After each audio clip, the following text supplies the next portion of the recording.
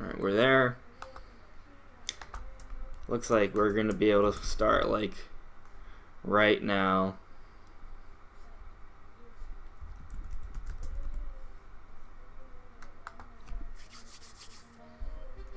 Alright.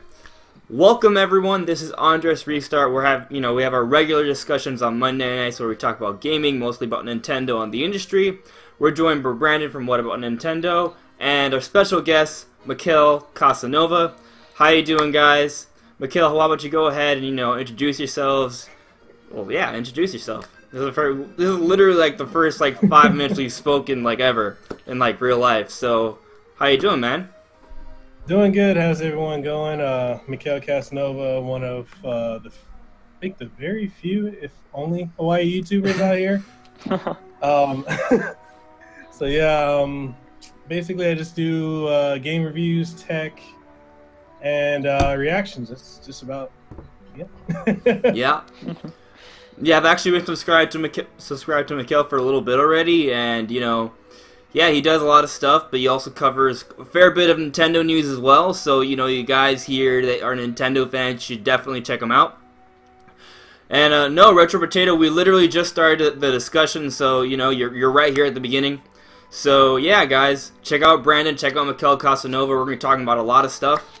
I'll just go over the outline really quick. So we're gonna be talking about how Capcom is actually changing things around. They have some Street Fighter announcements. They announced Mega Man 11. Then we're gonna get into some of the remastered Wii games that are coming out in China. Then we're gonna talk about Soul Calibur 6, and then the Game Awards, and then Breath of the Wild, and the DLC, and then Bayonetta. And then we're gonna talk more about Xenoblade 2. And then if we have time, discussion, man. Yeah. If we have time, we're going to talk about, apparently Sony's a little bit worried about the Nintendo Switch right now as well. So we'll see how that all goes. We have a lot to talk about. Yeah, but I don't know. I don't know where even to start. I guess we could just talk about our weeks, what we've been playing recently. Mikhail, how about, we actually were talking about fighting games recently. Is there anything that you've been doing lately that, kind of, I guess, kind of adds to this whole Street Fighter announcement, like we were talking about it yesterday? Basically just getting back into the swing of things. I actually have a contact within Capcom, and for months prior to this announcement for the Street Fighter Anniversary Collection, I knew about it, and I kept hinting about it on Twitter and social media, and people were like, "That's not gonna happen. They're not gonna do that. They're not gonna support anything else." I'm like, no, it's coming. And then yesterday, the big announcement came out. I was like, okay, yeah. Nice. Yeah. So this is mainly just getting back in the swing of tournaments. I'm going to be entering a tournament on the 22nd. It's a statewide tournament, and then hopefully next year I can go to Evo and compete with the best in the world. Because I heard I think for the Capcom Cup yesterday, it was a Smash Brothers player that won. So that was actually pretty cool. Wow. I mean, it's kind of one of those things where, you see, gamers who, even if they're necessarily good at one game, they're actually kind of good at another. And there's definitely, a big difference between, say, Street Fighter and Smash Brothers. So, just the idea that someone can be highly competitive in two different, completely different, fighting games is pretty special. Yeah, very true. Yeah. Brandon, have you actually ever done any competitive tournaments? Me and Mikhail were talking a little bit about it. I've only gone to competitive Pokemon tournaments and a couple local Smash Bros tournaments. Have you done anything? No, I've never done anything like that actually. I've never been a big on the competitive scene. I just kind of play fighting games just for fun or just with my friends and family. So I'm not that good. That's why I kind of suck. But it's fun to suck sometimes, you know what I'm saying? When you just go in and you just have fun. You're just you just kind of smash buttons and hope stuff works. So it's kind of how I play fighting games. Yeah, no, definitely for sure. So I mean, I guess let's kind of just really jump into it though. So obviously we got the Street Fighter announcements yesterday, but we also got Mega Man 11 last week. What is Capcom doing lately? I feel like. Not before this week, people have been kind of down on Capcom, but all of a sudden, it's Capcom realizes, hey, we have this golden treasure trove of a whole bunch of great franchises, and we totally should be providing a whole bunch of fan service and really, like, you know, showing what our actual IP can do. So, like, it's pretty interesting. They're really using their nostalgia right now. What do you guys think? It's very interesting. I was not expecting Mega Man 11. I kind of wasn't expecting much from Capcom. I don't think that many people were, but to see Mega Man 11 be announced was pretty cool. It's pretty cool. I saw the trailer. It looked like it had a good art style. It looked like it was going back to the Mega Man roots, so it looked cool. As far as Street Fighter, I've never played any of them, so I can't say much about that, but I know that a lot of Street Fighter fans are really happy. So yeah, I mean, you know, personally, like, I feel like they take advantage of Street Fighter. I mean, we just got a Street Fighter game on the Switch, and now there's going to be another one. Of course, this one has, like, it's like 12 different fighters. Mikkel, what's your perspective on that? Do you, like, I mean, I have only played a few different Street Fighter games. Like, what is the advantage of having 12 different Street Fighters in one cartridge or disc? I think, like, for the sake of competitions and tournaments, it's really good that they pick the best of the best. You know, Hyper Fighting, Street Fighter 2. Then they've got Street Fighter Alpha 3, which was one of the top games back in 1998. And then Street Fighter 3 Third Strike, which is considered by many to be the greatest Street Fighter, if not the greatest 2D fighter ever made. And to have all those great titles with online play, and also have it like on the specifically for the Switch, portable and on the go. I could go to any game and tournament with just my Switch, dock it, and then go. Versus, like, a lot of competitions I've gone to, people are lugging, like, what is it, the games monitor with their PlayStation or their Xbox, and you don't have to do that anymore. You know, and it's just bringing back the best of Street Fighter, or Capcom's heyday, which was arguably Street Fighter, to a newer audience that maybe never played the original Street Fighter from '87 or played Street Fighter 2 or its iterations or 3. Like, being able to have all of them, like, this is every single 2D Street Fighter ever on one disc or cart. That's crazy. It's a lot of history there. Like, it's way more history than I'm fully aware of. Like, but one of the things that I've heard, though, is that, you know, a lot of these games are actually going to be staying true to, like, the arcade versions, right? Which is, amongst, like, I know, like, old fighting games, staying true to the arcade versions is a really good terminology, because I think for a lot of Street Fighter fans, the arcade is where it's at. What are your thoughts on that? Do you think these games are actually staying true to the arcade versions, and how is that going to pan out? I would hope so, because we've never really had a pure arcade perfect port of Street Fighter Alpha 3. We've always had ones that are tweaked, like the one that was on the PSP, which was, I think, Alpha 3 Max, and then you had the Game Boy Advance one, and they had the Sega Saturn one. There's always been tweaks here and there, but never really arcade perfect, like frame for frame. And I think that's going to be really good, especially in the upcoming tournaments like EVO and the next Capcom Cup. That's going to be major, having Alpha 3, which another, you know, one of their best titles being available. And as far as Third Strike, the last time we got an arcade perfect port of that was back in 2011 with Online Edition. And, like, since then, unless you still have your PlayStation 3 or your Xbox 360, there's really no way to play it.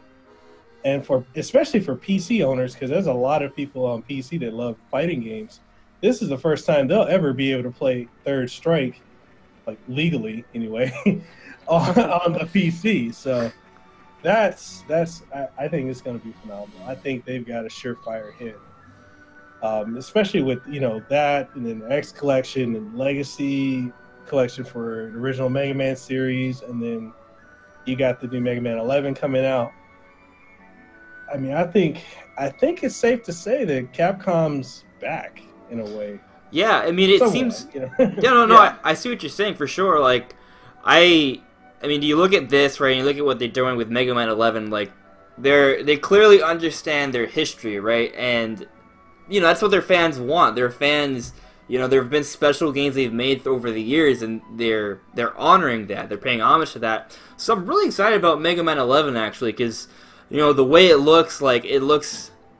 You know, I've never even been that big of a Mega Man fan, but I can tell that this is something that's kind of staying true to what kind of made Mega Man great, right? They're not trying to come up with some sort of very stable, you know, very Sonic Forces-like sort of 3D adventure. This is this is a Mega Man adventure staying true to its roots, and it looks like they're doing it right, but also, you know, modernizing it as well. So it's like, you know, it's new, but it's also, you know, retro at the same time. So I really like what they're doing with that.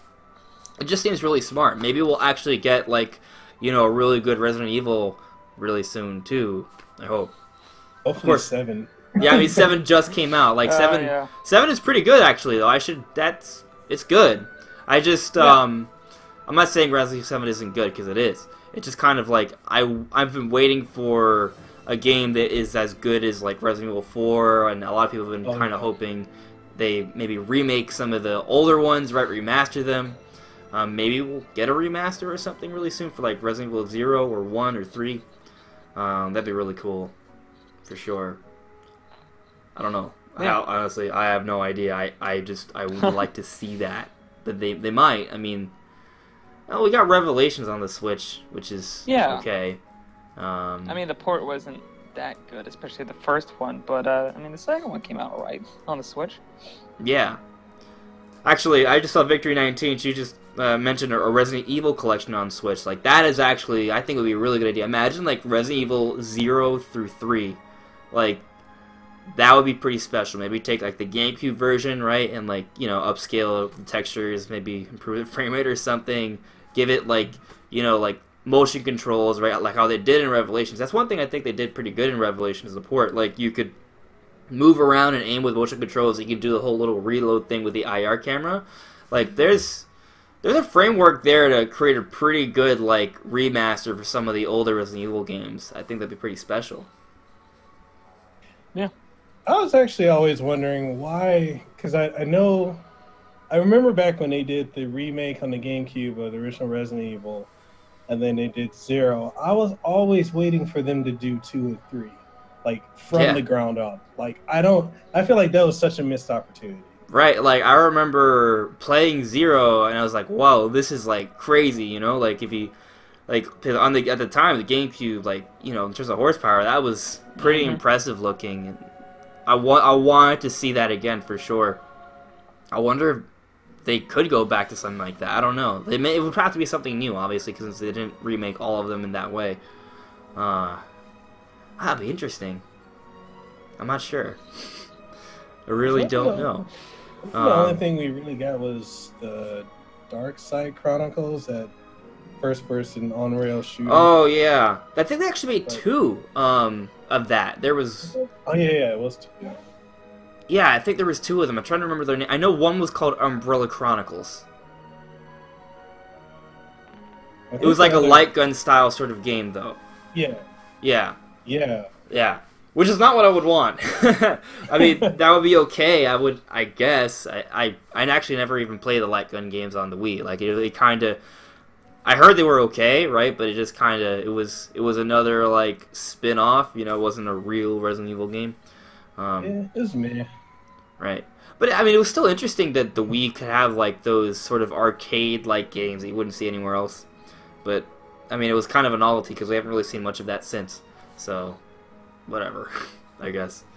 So, I don't know. Do we have any sort of, like, closing thoughts on Capcom, or should we actually move on to maybe something a little bit more, I guess, thought-provoking? I'm ready to move on. Yeah. All right, so I would just, like, I think the last thing I'm gonna say is I think Capcom is moving towards something bigger. Well, we got Monster Hunter World coming out, actually. Yeah. Yeah, I'm pretty excited for that. I'm thinking, like, they're bringing back older IPs. Like, I feel like we're gonna get maybe another Bionic Commando done properly this time. Oh. Maybe like Knights of the Round or any other classic franchises from the 80s and 90s. Like, I think there's a strong possibility. And, like, one of my sources, and just don't quote me, but okay, he's saying there's a possibility that we might get a Marvel vs. Capcom like collection, and that's due to the whole Disney Fox situation that's going on now. So that's possible. We might. So get you mean like something along the lines of like what we're seeing with the Street Fighter anniversary, but yeah. for oh Yeah. That would be interesting, actually. I'd like to see something like that. That'd be really cool. Well, I guess we'll have to wait and see, right?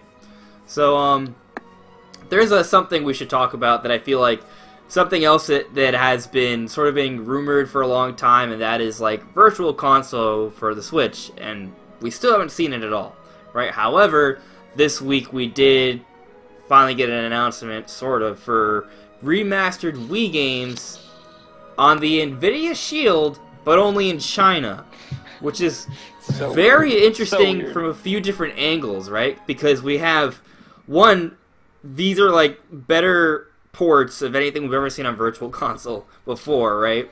But also, it's in China, which is a market that's been vacant for, for the console industry has been vacant for years. And also, there are Nintendo games not on a Nintendo system. So I'm not sure which angle we should jump at this topic first. What do you guys think? Like, what are your initial thoughts from this news?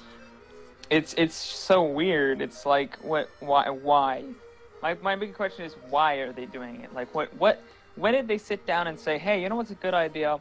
Remastered Wii games on the Nvidia Shield in China alone. That's a great idea. It's what did they seriously sit down and do that? Like, I'm just so confused. Like, why are these not on the Switch?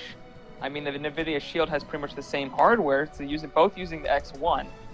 And from what I've heard, it's actually the games are being streamed to the Shield, so they're not like actually running on the Shield, but they're being streamed to it. So that's what I heard too. If that's completely true, yeah, but I've heard that. So I'm like, are we going to be seeing these on the Switch? Because it's the same hardware. So technically, if it's able to do it on the Nvidia Shield, it'll be able to do it on the Switch as well. I think one thing that's interesting to me, right, is that, correct me if I'm wrong, but doesn't the Nvidia Shield have similar controls to, like, the Switch? Or does it have actual like motion controls, like actual wand controls? I don't believe it does. So how is it gonna play Super Mario Galaxy? Maybe I have no idea. Maybe they have some kind of special controller that I do not know. But as far as I know, it's just a standard like Steam-like controller. Huh. I mean, I guess you could map the the sensor bar controls to the right stick. I guess that's doable. I mean, it's doable for sure. Yeah. It'd just be weird. Yeah, I actually have an Nvidia Shield, and I don't know how that's working.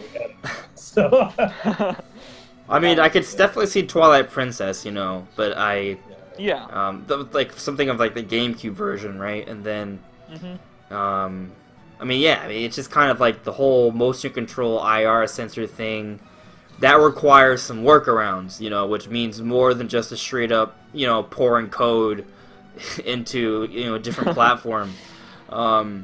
So it's interesting because also what we're seeing is that these games they're apparently in 1080, natively 1080p, like their resolution is different. So they're doing something to the game. Like, I'm not saying they're cleaning up the textures or anything like that, right? But they're upscaling it to 1080p, which makes it look a little nicer, right? So that's something I would have liked to have seen on the Wii U Virtual Console. I don't think we really got that though. Not exactly. No, not really. Pretty much they just stayed native. You played some Wii game, it's in 480p, and you're like, gosh. Wow. Yeah.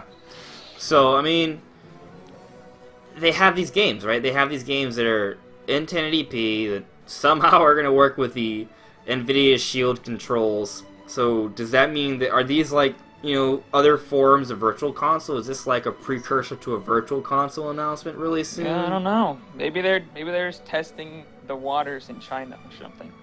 I don't know. Maybe they're trying to get some fan feedback. I mean, possibly. I'm thinking like maybe that's them just trying to get more people aware of their franchises. And, yeah, probably. Get their hands on it. China is an untapped market, so that could be it. But that's very weird to just make it only for them. Yeah, it seems it's very odd. Yeah. But they didn't have those systems, so it's not like they have any nostalgia for those games or anything like that. They're just new games to them. Yeah. Right. I mean, it's pretty neat to just be able to pull games from like 15 years ago. It's like, hey, here we have new games. Here you go, new stuff. 15 years is an exaggeration, This but is still, definitely a new product. Yeah, these games are 10 years old. I just thought about it in my head. Yeah, but they look good. Like I play games like GameCube games on Dolphin, scale it up to 1080p or 1440p, and they look good. Like they don't age nearly as bad as if you throw them in those higher resolutions. I mean, the textures still look like junk, but overall it cleans up pretty well. Yeah, I mean, there are some games that don't really use like really complex textures, like Mario Galaxy. So like it comes, it ends up looking just really colorful and clean, which is great. So we could see something like that. Well, what if the Virtual Console does something like that? Is that actually conceivable that the Virtual Console would actually kind of be like the Dolphin emulator, where it makes old games look better? I'd hope so, because I ain't trying to. I really don't. I mean, I would, but I really don't want to go back and play those games at 480p if I don't have to. Like, I feel like you should be able to scale those up to 720p or 1080p pretty easily on the Switch. There, it's got a pretty good CPU in that thing. So. Mm-hmm. I mean, one thing's for sure that I know the Switch can pretty much emulate all of the Wii controls. Not too, it can do it. Like, it can do it fine. I'm more concerned about GameCube, right? Because there are no analog triggers on the Switch. So then games like F-Zero and Mario Sunshine, which actually had and Melee as well, had some pretty decent integration of analog triggers. I wonder if those games can even be Virtual Console games without like some serious workarounds. Yeah. Do you guys have any ideas on that, or are you with me here, where you have no idea? I mean, yeah. I mean, they could. I mean, we do know GameCube controllers work with the Switch now, the GameCube adapter ones. So, I mean, they could just tell you to use those. I guess that's just the thing that's weird to me, right? That how can you release a game for your system, right, and be like, oh, like you literally can download it. It's like, oh, you can only play it with this specific controller, right? It is not a part of our mainline controllers at all, Like you have to get the adapter and the GameCube controller. I mean, I guess they could do that, right? Like I know there are plenty of people who have GameCube controller. For different systems have done that over the years for different things that you need to have to play a certain game. But and, I mean, the GameCube died in 2006. Or anything. It's so not, I don't know. Like buying a GameCube controller and a GameCube adapter is gonna break your wallet or anything. As long as they keep those in supply, they're pretty easy to purchase. I mean, maybe they could even do like a GameCube Virtual Console bundle or something, where they release a new GameCube controller, right, with an adapter that maybe gives you like a $10 eShop code to buy one of these GameCube games or something. Some download code for like, what if they have Smash Brothers Melee with download code inside, or something like that. Oh wow, actually, you know what? So that's actually pretty crazy to think about, right? Because there's a lot of people who've been begging, actually begging for a Melee HD, right? Like, if this Virtual Console setup actually makes the games look a little better by upscaling them 1080p, right? And then they kind of release a Melee download code with the GameCube controller. I think tons of people would probably just tear that up. That is. That would sell gangbusters, in my opinion. Yeah, for sure. That'd be, oof.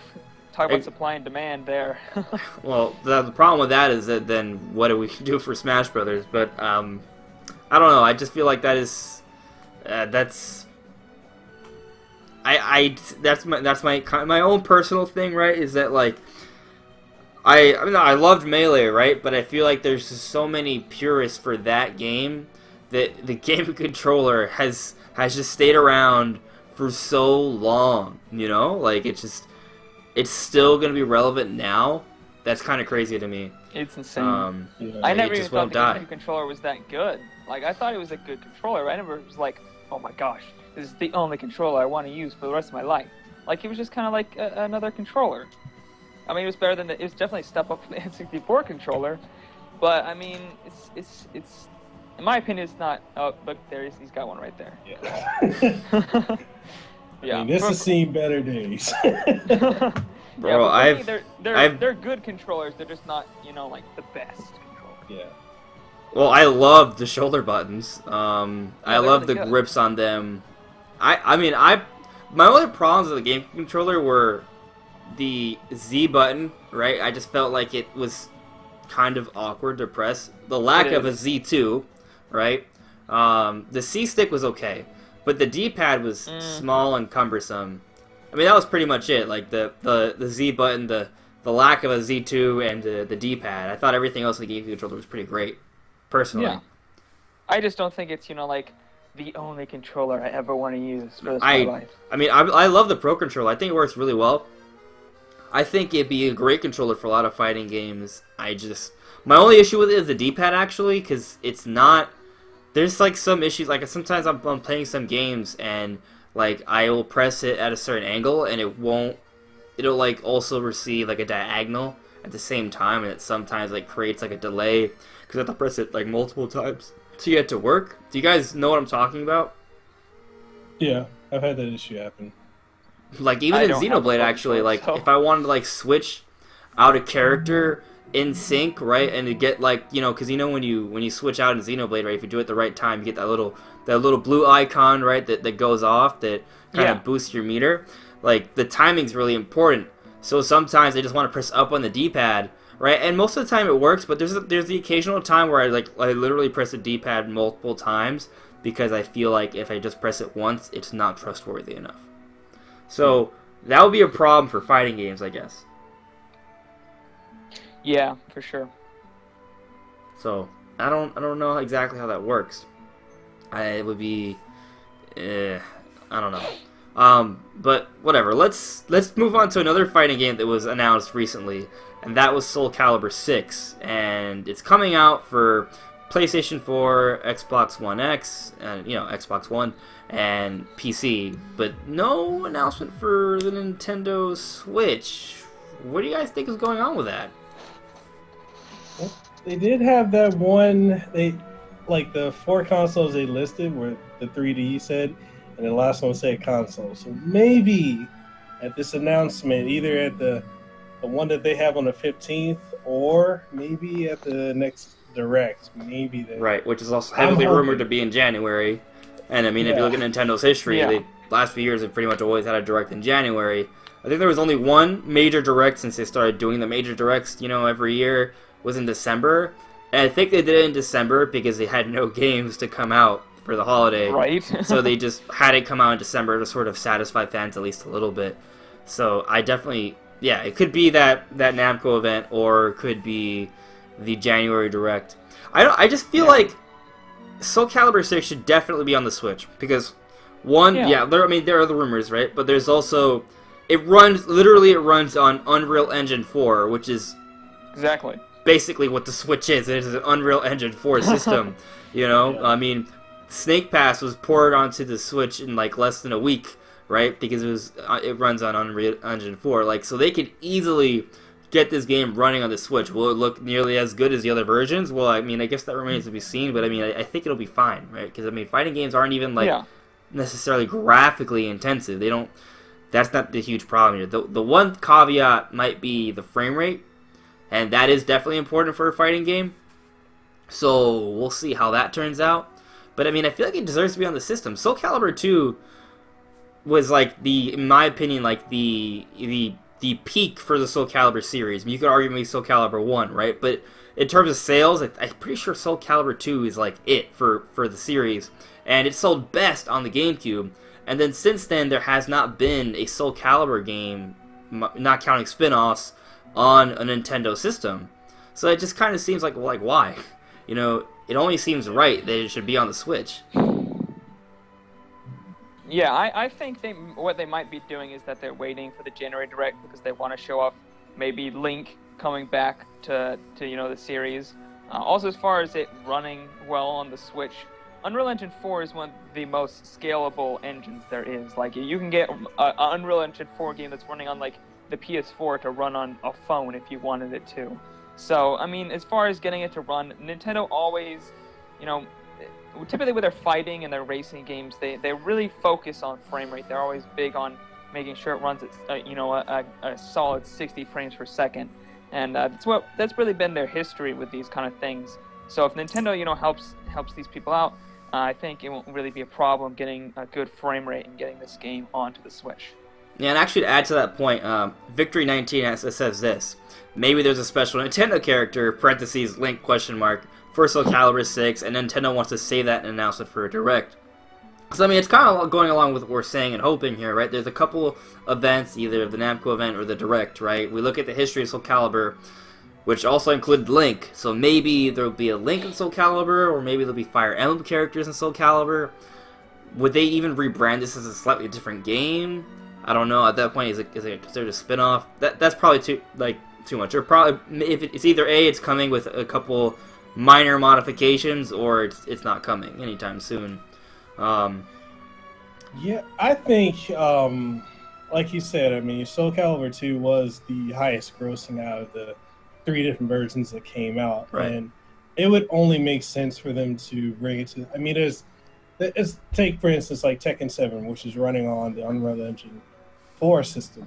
They can easily port that as well to the Switch. Like, Nintendo needs fighters. Of course, they're going to bring. Like, I feel like they're going to bring it, and it would only make sense to not only include Link, but like someone like Marth or Roy, or I've heard talk of Lucina. Yeah, or Lucina. Yeah, like I could definitely see that happen. Yeah, I mean, you that would be pretty cool. It would fit. It would fit. It's so perfect, totally right? would. Like, it's like it should be. It makes too much sense for it to not happen. I honestly don't see what's holding it back. It really could just be the fact that maybe they started development already on their systems, so they weren't ready to announce it for the Switch yet, or they really just want to save it for some sort of big announcement with Link or Fire Emblem characters. It's also possible that maybe it is coming, but it is not going to come at the same date as the other systems. Like it may come out like a few months later, like what we've seen with Wolfenstein 2. So yeah,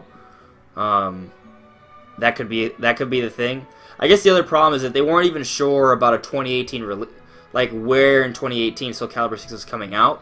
So the Switch version may be even not even as far along. So it could potentially be a 2019 game on Switch if it is coming. So that could be another reason why they didn't, announce it with the other systems immediately. I think that's definitely a possibility. Or I was gonna say I think strongly that it's probably going to be a 2019 release, mainly because they were trying to generate all this buzz around Noctis from Final Fantasy 15 being in Tekken, and I don't feel like they want to detract sales from Tekken for Soul Calibur with that. Although I do think Noctis would be better fit in Soul Calibur. Yeah, is it Noctis the main that character for FF15? Yes. Yeah, right? Because he uses a sword, right? Yeah. So yeah, I mean that makes a lot of sense. That's a good point actually. That could be something. But so let's go on a sidebar here for a little bit. So this is Namco event that's happening, and I've heard that supposedly there's going to be a whole bunch of Nintendo announcements there, right? Maybe that is going to be something for Soul Calibur, or maybe it could be something Smash related, right? Because we know they worked on Smash for Wii U, so maybe that's something that's in the cards as well. That's a whole other fighting game, right? And that includes other characters, so there could be some potential like worry with that. And then, I mean, there's also the rumors about them developing Metroid Prime 4. That's a whole bunch of different kind of games and different possibilities. What do you guys think is going on there? Are all these rumors true, or is there something here that just isn't right that probably isn't true? I don't know. It's really hard to say. I mean, if it is all true, then Namco's got a lot on their hands for Nintendo. But I don't know. It's hard to say what's happening, because I mean, even when you get a rumor, sometimes rumors could be false, or by the time you hear about them, plans could change, or by the time announcements come, plans can change. So it's really hard to say what's going to happen. But didn't we hear that Namco wanted to really put their support behind the Switch or something like that? We heard a comment from them that they wanted to heavily support the system, so we could definitely see a bunch of stuff from them. Whether or not it's it's being rumored or not, that's hard to say. But I think we will see something good. We've got 3 games from them so far: the Dragon Ball Xenoverse 2, Pokemon Tournament, and One Piece. Which I don't feel like anyone talks about that One Piece game that got ported. I've heard of it. I actually was thinking about getting it. Not much. How is it? Because I've been curious about getting it. I don't know. I haven't tried it yet. My impression of what I've seen is just that it's, maybe an okay port for a game that's already been out for a little while. That's pretty much what I've heard vaguely of the game. So I don't know. I'm a big One Piece fan, so like I might bite the bullet, in January if there's like a little bit of a slow time. That might be my opportunity to sort of get and play certain games I missed out. So hopefully it's okay, but I can't really tell you much beyond that. So maybe in January though, when I buy it, I will be able to give you better impressions on the game. So yeah, what was I gonna say? There was something on my mind that completely slipped my mind. Like hate it when that happens.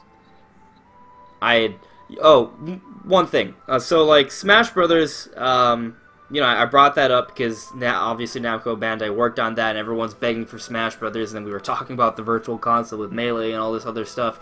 Like, if I had to, I don't even know if Smash Brothers could like.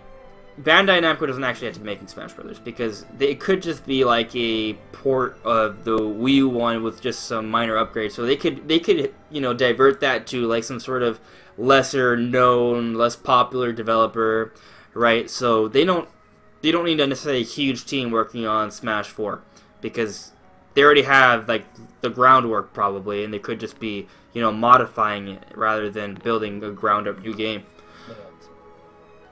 So that, I guess, could be one check off the list of a whole bunch of games they could mention, during this Namco event or during the Direct. Another game that people have been talking about has been Dragon Ball FighterZ. Dragon Ball FighterZ, however you choose to say it. Like, that's another game that people have been begging for. It's coming up for the systems. It probably would sell pretty well on the Switch, and it probably could definitely run on the Switch. I don't think that would be hard to do either. So that's a whole other game that I think. I mean, there have been statements. They said, "Oh, if there's enough interest, we will put it on. We will put Dragon Ball FighterZ or whatever on the Switch." So that's another game that they may be taking to the Switch as well. So, there's only so many games I think are going to put on the Switch immediately. I'm not sure which ones are going to make it. Maybe Soul Calibur 6 won't be it because of that. Aren't we also possibly talking about bringing Project Cars 2? I heard. They were asking if people were interested in that. If there's one game that I think they shouldn't bring, it's probably that one. I mean, after what happened with the Wii U, Oh my gosh. Actually, that was. I felt pretty similar to when Rayman came out for the Switch. I was like, really? This is the port of a game that was ported. Yeah, that one was like worse than the Wii U version, from what I've heard in some ways. Really? It is. Wow. Yeah. Wow. So they ported like a 5-year-old game that was. And I was like, hell no, I ain't buying it. Wow. I mean, I was thinking back on that. It was kind of a really sad situation because it was supposed to be like an exclusive, then it was delayed, then it was no longer an exclusive. Did it even come? It came into your systems, it was a product of the Wii U era if we've ever seen one. Yeah. Yeah, that was just a perfect example of how bad it was. We got burnt without that. Yeah. That's putting it mildly. Yeah. I mean, so, if there's ever a game that I would say, that the developer and publisher should take a look at the audience and be like, they're not going to like that, it might be Project Cars. So, yeah. I hope if there is a game that they decide, hey, look, there's 5 games we have to put on the system, but we can only afford to put on 4. Which one is it going to be? Soul Calibur, Project Cars, Dragon Ball FighterZ, Smash.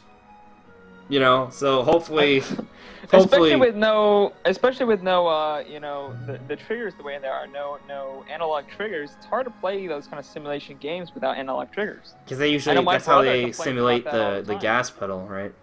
Yeah, and the gas and the brake. I mean, it's like trying to drive your car, but you have to slam on the gas and slam on the brake, and there's no in between. Like, imagine doing that in real life. Like, that's it'd be crazy. Yeah. It works with the Master Cycle Zero. Just saying. But we'll talk about that in a little bit. I would say, like, as far as like them bringing Dragon Ball FireZ, I think that's a high possibility. And I've heard a lot of people say, "Oh, but if they bring it after, it's not going to sell that well." I'm like, that's not the case with Dragon Ball Xenoverse 2.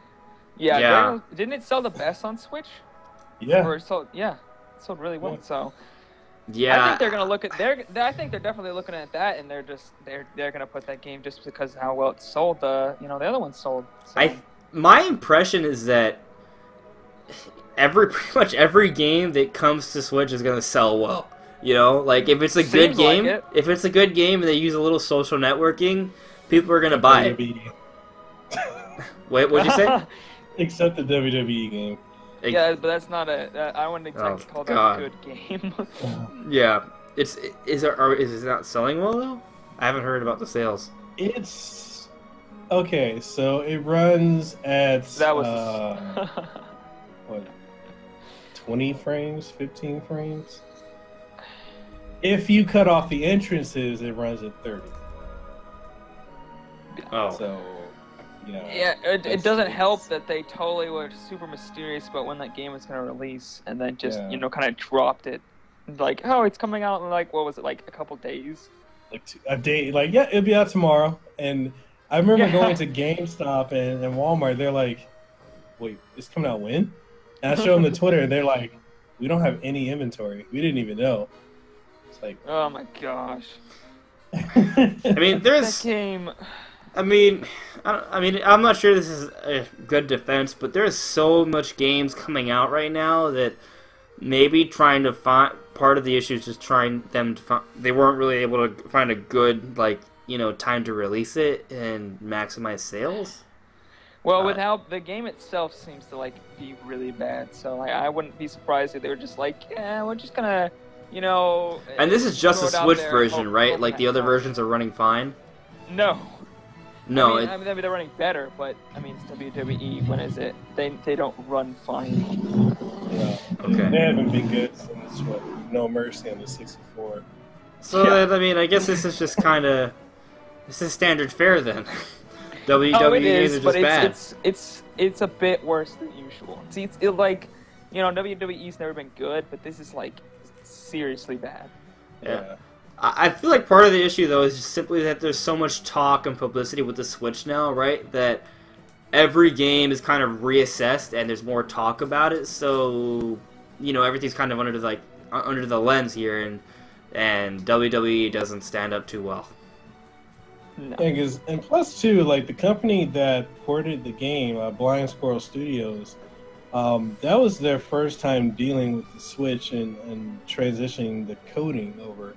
And I reached out to them on Twitter, and I've actually had a really good back-and-forth conversation with them. They're going to have a patch come out probably in the next maybe 2-3 weeks that should fix everything. I told them it should be sooner than 2 to 3 weeks because that's you got a product that basically, it's not unplayable, but it's unplayable. It's just you don't want to play it. Yeah. It technically works, you just don't want to have to deal with it. Yeah, so I can understand, it's the first time they made a mistake, but it's not. The problem is doesn't create a good image. Yeah, no one's saying anything. 2K's not saying anything. WWE's not saying anything.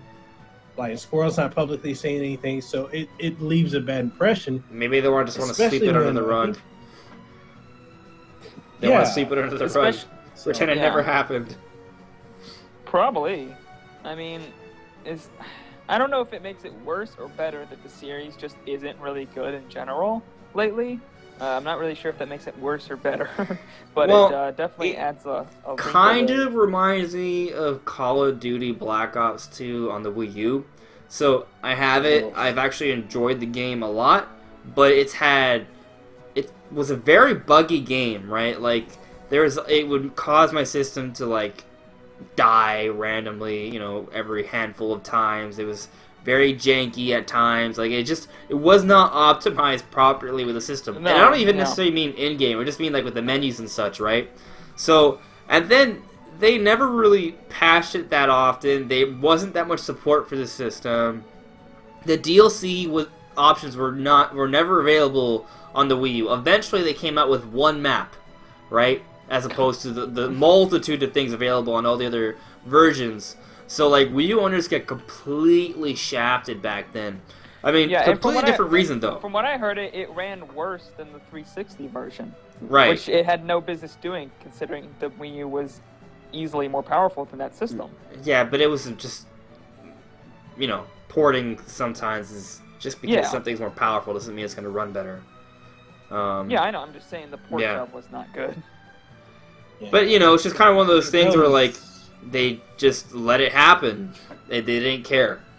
You know, which isn't always a good sign. But I guess it's a completely different situation, though, because the Wii U died, right? And then the Switch is selling really well, so they want to look good. So I don't really know what's happening here. I'm personally not a fan of WWE games, so this is not impactful to me, right? And at the same time, I do feel like when it comes to launch year one like games, right, you should be a bit more forgiving, because a lot of times these sort of things happen with porting a game and different things like that. So maybe they're just kind of hoping that people are just gonna let it slide because it's a year one game, I guess. Yeah, but I mean, year one games typically, you know, you don't know the system yet. You're not getting it to its full potential. But I don't think that's an excuse to put out an absolutely terrible game.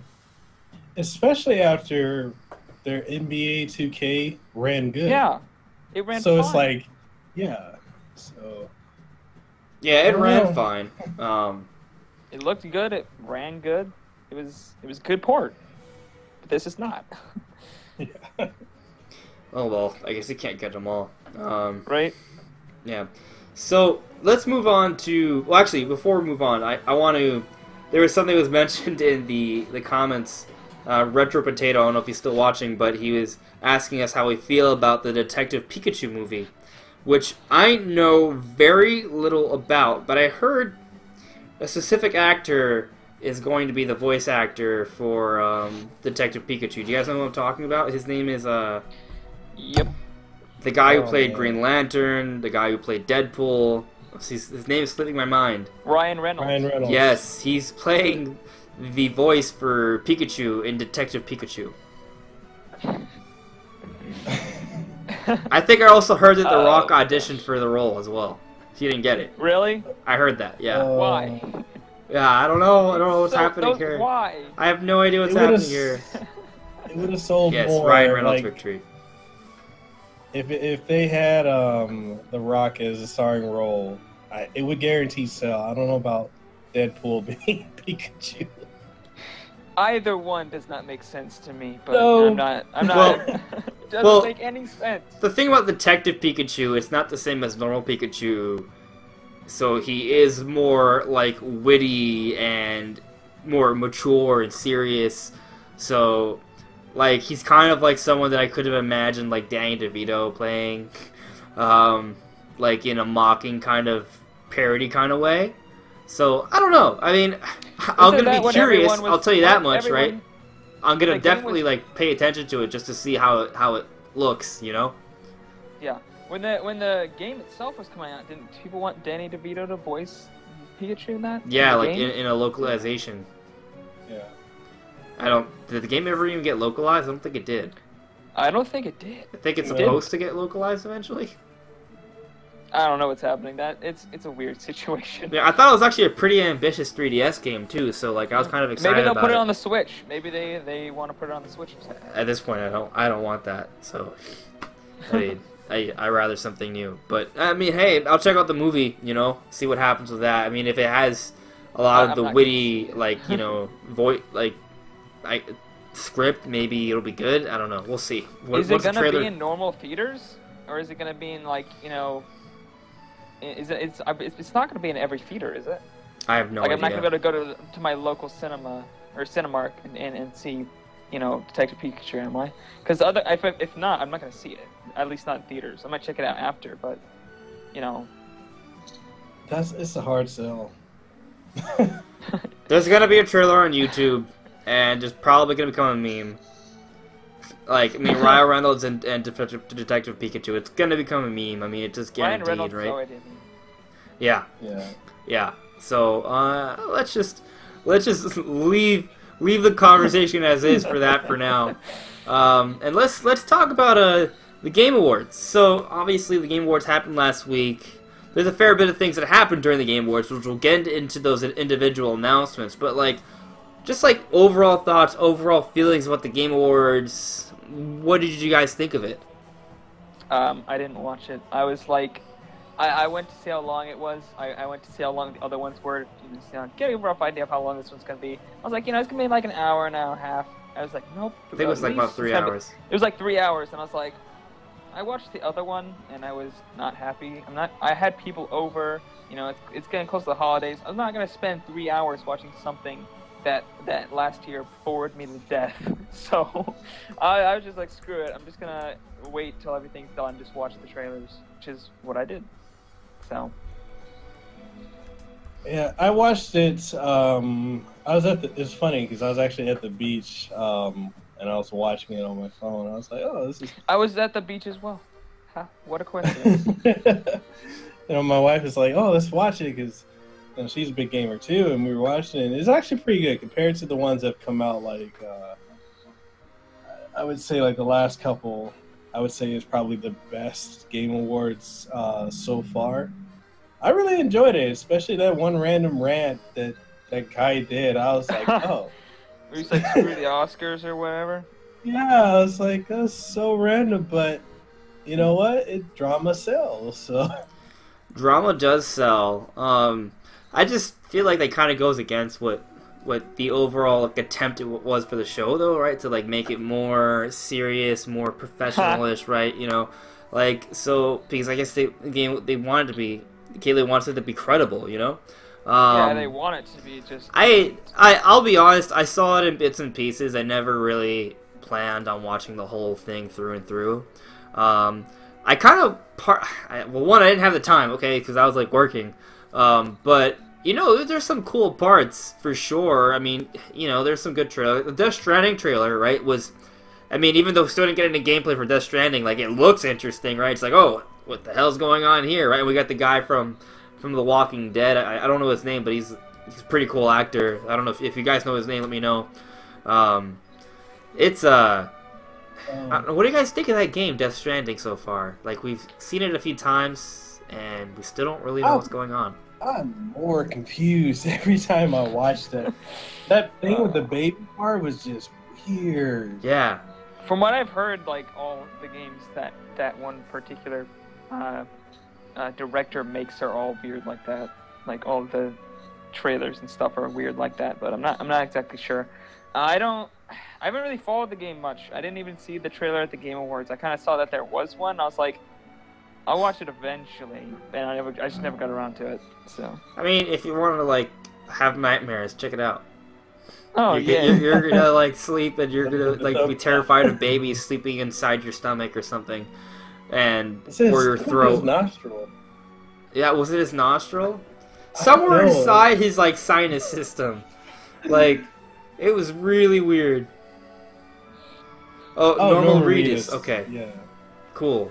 Thanks, Victory. It's like so, yeah, I don't know. We'll see what happens with that game. I guess the problem I have with that game, right, is it's kind of like where I feel like a lot of non-Nintendo developers have been going for a while, and it's this very cinematic like feel and approach, which I kind of sometimes like, but also don't, right? Like, I guess when I was younger, I was like, oh yeah, movies are cool. I like games.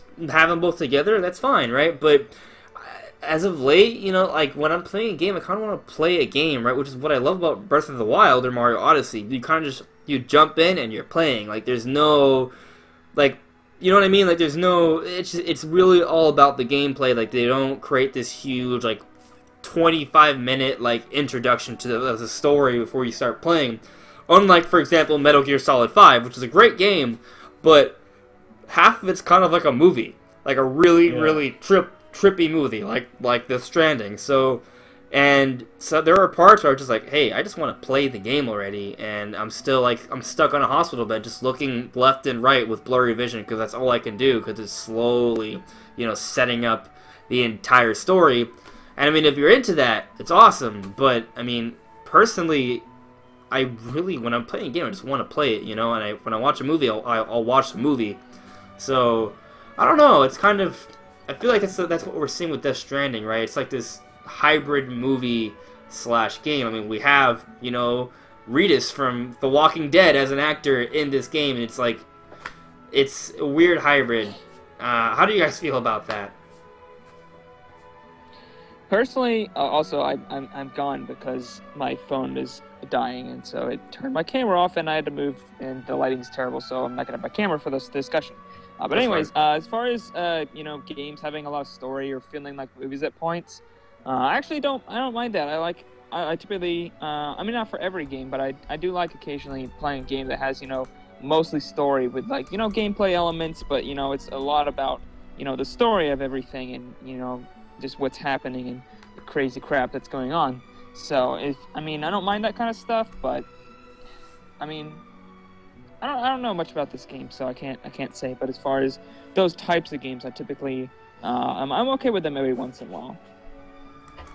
Yeah, I don't mind them too much either. I think if done properly, kind of like The Last of Us or so, you know, or Uncharted, it works well. But when my biggest problem thus far is we've seen nothing but trailers. Like, we've not seen any in-game, you know, gameplay. We don't know anything about it. We don't know if it's going to be stealth, if it's going to be action, if it's going to be puzzle or a mixture of the. Yeah, like, we have absolutely no idea, and so it's like we're going in blind. I mean, it's Kojima, so we got a really good chance of it being great, but we also know he likes to make really convoluted stories. So, I mean, I'm fine with it.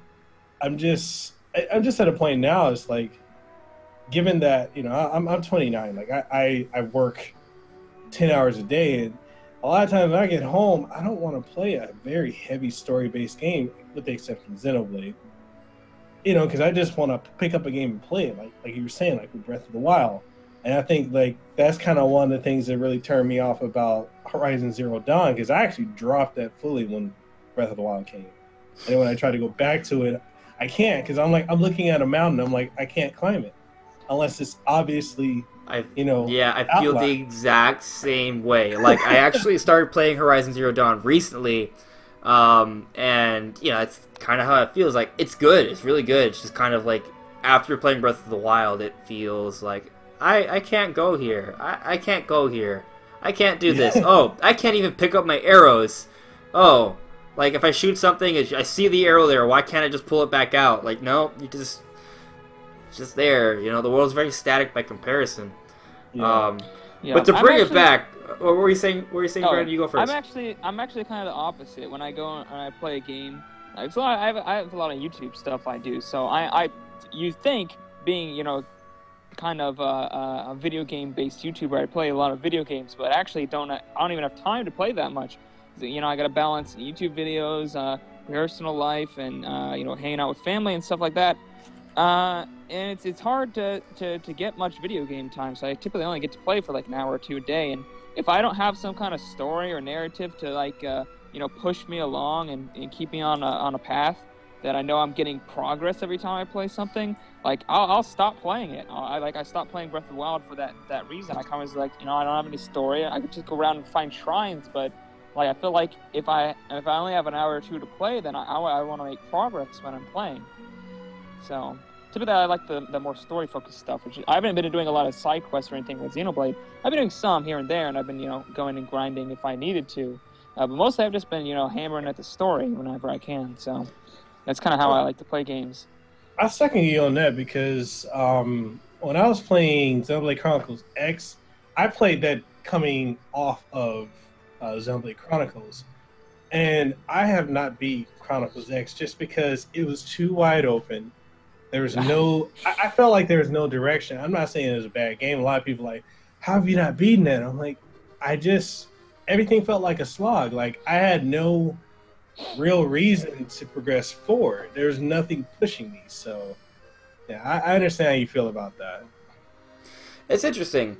I mean, so I feel like I actually think Xenoblade X has a pretty interesting story. I don't think it's as good as the original Xenoblade or Xenoblade 2, but I mean, there's some interesting twists, right? Like I feel like there's enough to keep people interested. However, when I'm thinking back on it, I wonder if like the point at which it gets interesting takes too long, right? And maybe that's why some people were turned off, like yourself. So I guess basically what I'm getting at is I think maybe there are some games that need to work on the balance, right? Because like I love stories in games. I have for this entire discussion I have Xenoblade music playing because I love the heck out of this game. Like I am super into the story, super into the world. It's so beautiful. I love it, right? And it's a heavily story like intensive game. Like there's probably more than a season's worth of anime content in this game, you know what I mean? Like there's so many cutscenes and so much dialogue, but I enjoy it, right? However, right, I do think in terms of story to gameplay ratio and when one comes after another, it's pretty good at that. You know what I mean? Like in the beginning, there's like a quick little setup. You're like, oh, what's going on here? It's kind of weird, right? But it's not slow, right? It's just like, okay.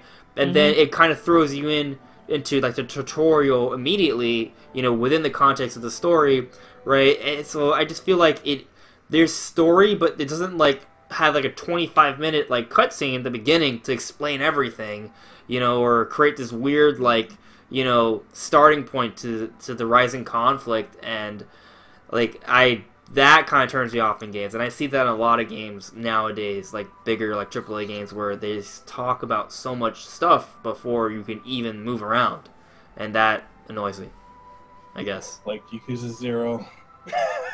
Yeah. That game. But like the one thing I will give credit to Xenoblade Chronicles X is once you get to Chapter 6, I feel like it takes off. Like once you're able to get to the point where you can get the scale, like it just, for me, it's like the build up to that, like, oh my god, that just took forever. I love the combat, but then I got annoyed with the fact that, oh, I can't progress the story until I go out. I've got to explore this area, hit a certain percentage, and then go back to the HQ. Dude, like, that was oh my gosh, the thing was so annoying. And I got that point, I got to like chapter, I think it was like 10 or 11, and I had to use a certain character to do a certain side quest so I could continue the story, but I didn't have near enough affinity, and I was like, okay, how hard can it be to go get affinity with a certain character? I played for like 5 hours, and I didn't even have close to enough affinity with this character, and was like, holy crap, how long do I have to grind with this one character to get enough affinity to do this side quest so I can actually advance the game? So I'm like, I have 150 hours in this game, but you keep forcing me to go do things that I don't care about with characters I don't care about, so that I can do this, you know, I can get through this story that I don't care that much about either. That's something that Xenoblade 2 is doing a much better job of. Yeah. And I want to get to that in a minute. Let me refer to some questions in the chat first. So one, Tatsumi Kimishima was saying that that's the one reason why he kind of dislikes Metroid Samus Returns, and I think he was talking about actually how games need to motivate you to keep progressing, right? Which is the argument for story. So that's interesting because Metroid Samus Returns is like pure like hardcore gameplay. I think there's some story. I personally didn't have a problem with it, right? But I could understand that maybe there could be more done in terms of cinematic there and building and story building. So I can understand that. I think that can definitely reel in a lot of people. Yeah, cause I feel like with that, that was purely going off of just old school Metroid. Yeah. In my opinion. So it's like you play it just for the sake of exploring, figuring out what else is going on. I think for a lot of people coming into Metroid later than, you know, the initial, I want to say initial 3 or 4 games. Or 1, 2, 3. Yeah, initial 4 games up to like, Fusion. That it was kind of different when they shifted towards more of a narrative than just pure exploration. And I think too, wasn't Metroid Samus Returns actually playing off the fact that you need to play Federation Force because that was kind of like the prequel in a way? I have no idea. I think timeline wise, I need to brush up on my Metroid timeline. I'm trying to think. Yeah, I'm not even sure. Look that up now. So what I'm thinking is that, okay, so there's the original Metroid, right? And then... Yeah. Well, no, his Metroid Samus Returns is where you... Oh, right, because there's the egg. The egg is for... Is that the same egg at the end of Federation Force, right? Which is that a reference to the egg that becomes the Metroid? Yeah, I guess you're right. I guess that would be a prequel then if that's the same... Yeah. It definitely is a prequel then to Metroid 2. So I guess that puts it in between Metroid and Metroid 2 in terms of timeline. Yeah, because it goes Corruption, Federation Force, Samus, Return of Samus, or Samus Returns, and then that leads into Super and Other M. Which I have Other M. I haven't played it. Everyone keeps telling me it's horrible. It's not I haven't horrible. played it either. The story is horrible, but the gameplay is actually really good. Oh. That's pretty much it. Well, okay, so here's the thing. The story, a lot of people think is horrible. I think is okay, right? The gameplay, I think, is really good. You have a really fluid and fast-moving Samus.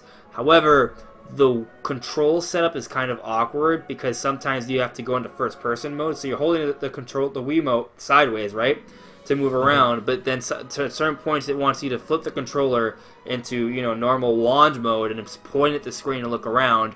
And that whole transitioning is super awkward. Especially because there's actually like some Find Waldo moments in the game where they want you to look around the screen and find some sort of random point that's just like really weird that will progress the game. And there were a couple times in Other M where I'm just like literally like trying to go pixel by pixel because I had no idea where to point at or look, and it took me like at least like 15-20 minutes on a single still of the game to move forward. So like, you know, there are parts that are really cumbersome, but overall the gameplay is fun. Mm-hmm. So yeah, I mean, I got the game for $7 like a long time ago because no one was buying it, so I got it like bargain bin, and it was only like a year after the game had come out. So it was good. It was good for me. I played the game for $7. It was great. So yeah, why are we talking about Metroid? I don't. I don't remember. Yeah. Well, we're sort of off topic. Let me answer this question from Victory. So he's asking, do you think many third-party games will require an extra download to play the game like L.A. Noire did? Will this discourage sales at all if many take this route? So I kind of like the way Doom handled it, actually, where they were able to segment off perhaps a less popular part of the game, right? So you can get the game and immediately you can play it, right? So with Doom, you can play a single player immediately and enjoy the game. But if you want to play the multiplayer, you have to download that part. So I think that's a decent way of kind of handling it. But I do think, you know, if you're going to be like a Switch owner and you're going to be buying a lot of games, specifically third-party games, you're going to need to get a micro SD card because a lot of third-party games, you know, they're porting it over from a previous build, which means they're not going to optimize it in terms of memory. So instead of buying a really expensive, huge, you know, cartridge to put their game on, they're going to find a cheaper option, which is forcing people to download it. Yeah. So from what I've heard is the problem is that to get a 16 gigabyte cartridge versus like a 32 gigabyte cartridge, apparently the price is like significantly higher to do that, and apparently it's because the certain memory that they use in the cartridges is in like super high demand, but there's not that much supply, so the prices are really high at the moment. I've heard the same thing for like RAM for computers and stuff. The prices apparently are going up for that. So kind of glad I just bought you know, all my RAM for my computer, because from what I've been hearing, that in the same memory kind of that they use in these cartridges, which is getting really hard to find. Yeah, so I mean, I don't know if it's going to discourage sales. It's a good question though, because it is a little annoying to have to download extra.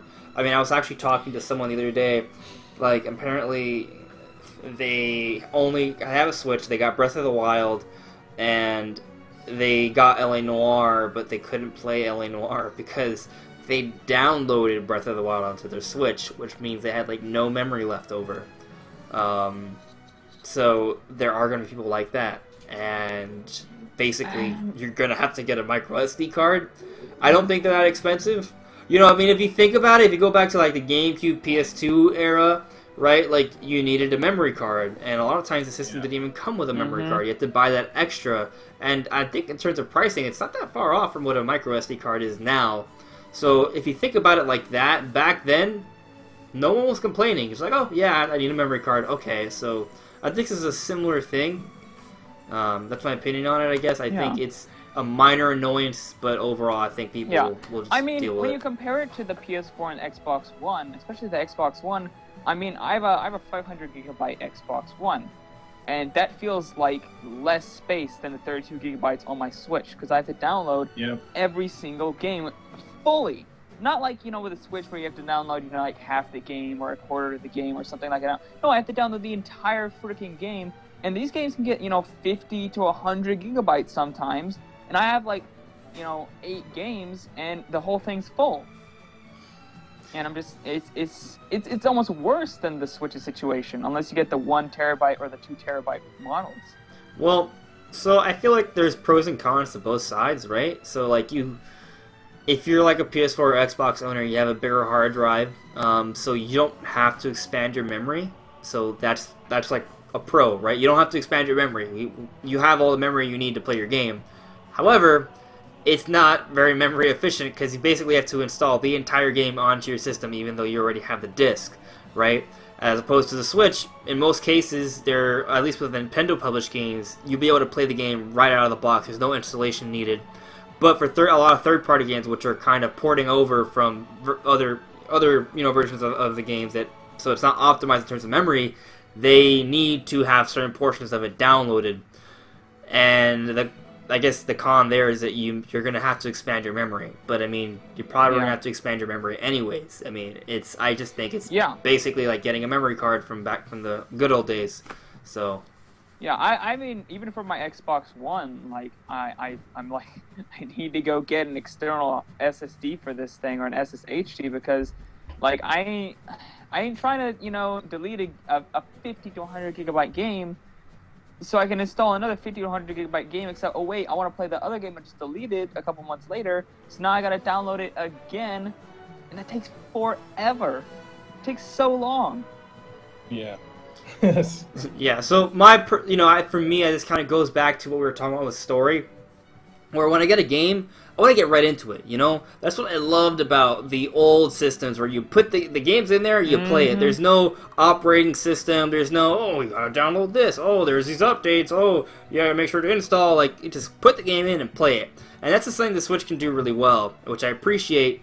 So that's what I prefer, and like I said with the whole story thing, right? As long as the story is seamless, and it doesn't, like, take forever for me to get into the gameplay, good. So I guess that's what personally is my personal preference. I think overall most people prefer is just a way where everything's seamless. You can just kind of jump into the action, you know? Yeah. So Nintendo needs to share their compression wizard ways with like the world, because they're so good at that, and I feel like third-party companies are so bad about compressing their stuff. Well, I think part of that, though, does have to do with the fact that Nintendo's only putting it on one platform. Other third parties are not. Yeah, that's part of it. And the other companies are using 8 hard drives, standard hard drives in their system, which are, you know, they're slow, so it can be harder to kind of uncompress things.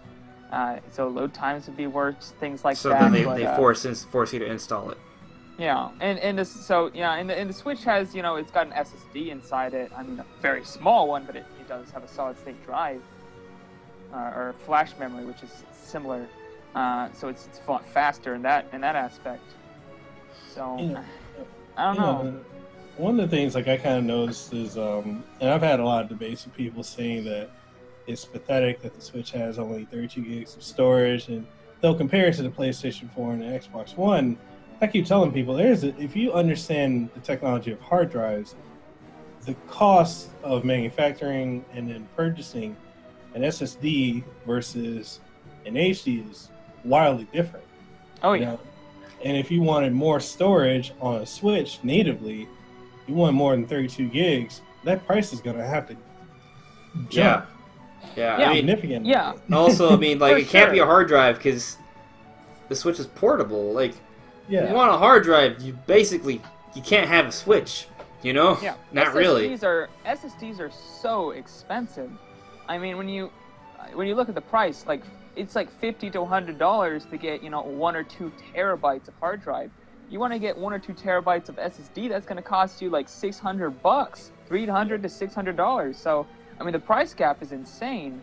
And I mean, SSHDs are not that much expensive than hard drives, but you can't fit an SSHD into a Switch. Right. Actually, I think the Vita, right, which is a failure, unfortunately, but the Vita, which is in a way almost like a predecessor to the Switch, right, where Sony actually went away from their UMD disc format and they actually used some sort of SD card cartridge for the Vita, I'm pretty sure, right? And you can't have a hard drive on a portable, so they have to stick with memory sticks as well. And proprietary ones it was too. easier because they were using memory sticks and cartridges as opposed to discs to run that because it was a portable. Even though Sony likes using discs, they didn't use discs on the Vita because it just didn't make sense for a portable system, and that's the Switch's best selling point. I think this is honestly the best way. So, and like I said, the way the Switch is set up, it's designed in a way where most games you could literally jump in and play, and I think that is a really great feature that we're kind of moving away from for a lot of other games, and that's something that really annoys me. There's so many games out there that it takes sometimes over half an hour, and if you count installation, over an hour to play a game when you already have it. Like, I want to be able to get a game and just go right in. So it almost feels like that these games for like the Xbox and PlayStation need to download and install. You're putting the entire game on the hard drive, but the disc acts like the DRM key. That's what annoys me. Yeah, that is all it is, really. Might as well just download onto your hard drive. Exactly. Might as well just get it digitally. Yeah, I mean, I got this the new PlayStation 4, like the Call of Duty version that came out, and like it's pretty cool. But it's a terabyte, and I don't plan on buying any discs. I'm gonna literally download every game onto the system.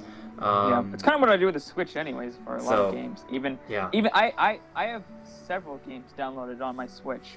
And I do not have I don't have a micro SD card yet, and I still have like 12 gigabytes left. So, well, like, for me, the thing about the Switch though is that like I get the cartridges for the big games and the indie games I download. Yeah, that's pretty much what I do. The thing is though is that sometimes I'm lazy and I'm like, oh, but I have to change out the cartridge. I wish it was just all there. That's what I do. I'm just too lazy to change out those tiny cartridges, man. I'm just probably gonna get like a 128 or 256 micro SD card, and just download most of my games. I mean, the only games I have physically are Zelda, Splatoon 2, which was a mistake. I should download that one. It's so small, and Xenoblade. So that's it. And it's all the ones I plan on getting physically, unless some other kind of really large install game comes out on the Switch. We're just gonna get everything else digitally. I wonder how big the DLC for Xenoblade is gonna be. Yeah, that is an interesting point. Yeah, because DLC might become an issue for memory too if you don't expand. And that's a whole nother like story DLC and everything, right? Yeah. Yeah. I mean, it won't be out till the end of next year, basically. I think October is a date, October 31st for the final piece of the season package. That's probably a placeholder date. That sounds like a placeholder date. I don't know. I felt like the dates were pretty specific. Maybe I'm wrong. Maybe you're right. If it's the 31st of the month, that's a good point.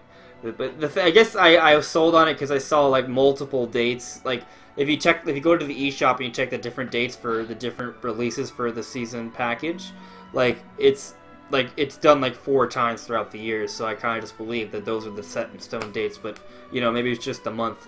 So. Yeah, I guess expect it in October.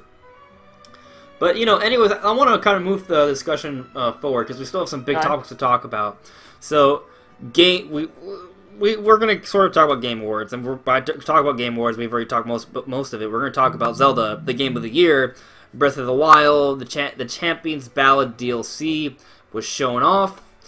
what do you guys think about it? Have you guys been able to play it yet? I beat it last night. Kind of. Oh, you beat the whole thing. Well, I mean, I still haven't collected all the armor pieces, but in terms of the story and getting the reward, yeah, I've done that. Okay, alright. All I've done is the... Well, yeah, I've just done the Great Plateau part. That's what I'll say. How specific do you want to go with, like, spoilers here? Well, I mean, we're not going to talk about story. Yeah, okay, but... And everyone already knows that the Master Cycle 0 is in the game. I mean, maybe I'm not going to spoil as to how you get it. But pretty much all I've done is I've done the 4 trials on the Great Plateau. That's all I've done. So I've only got to play it for like an hour or two. But so far I really enjoy it. I've heard some people complain that it's like way too hard, or it just like slaps you in the face with difficulty. And I don't agree with that. Like, it's hard, yeah, but it only took me like an hour or two to get through all 4 trials. So it's not like it took me like maybe 3 to 5 tries to defeat all the enemies and then go into the shrine that they give you. So I mean, it's not like back-breaking, throw the controller across the room difficulty here. So I don't know. I guess those kind of people just need to get good. And like I say that lightly because I'm not good at Zelda that much. Like I can't even hold. I try to do the Trial of the Sword and I get like halfway through and then die every time. So it's not like I'm kind of like it's not like I'm some pro Zelda player or anything. And I didn't think it was that hard at all. It was a fun challenge. It was a fun challenge, but it wasn't too hard and it wasn't too easy. I thought it was a happy medium. I think it was challenging. I like challenging games, so I wasn't like upset. But I think there may be some people who are like, "Oh, this is too hard for me. What the hell?" Like, I guess I get that. But I'm always gonna side with challenging games as opposed to not challenging games. It's not that hard. Like it's challenging in a way that like it's enjoyable and it's like, oh, I've been playing Zelda, but this is challenging, some of my skills. But it's not like so challenging. It's not like Star Road in a Mario platforming game or something.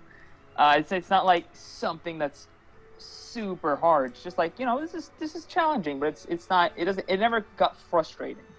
Like, it's really easy to get like all the armor pieces and stuff, right? Like that's easy to do.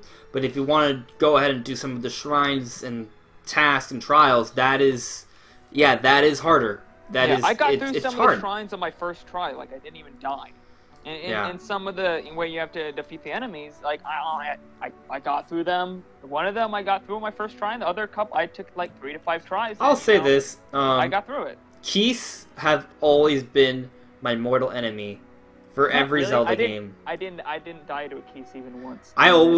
Keys always find a way to kill me. So like one of the things I do in Zelda in Breath of the Wild is that I like to run, right? And when enemies are chasing me, I drop a bomb behind me and I blow it up. Except here's the thing, with Keys, for whatever reason, whenever I drop a bomb behind me and I blow it up to kill the Keys, the blast sends the Keys' body flying in my direction, hits me, and then I die because it's either an ice or an electric Keys, and I die from its flying carcass.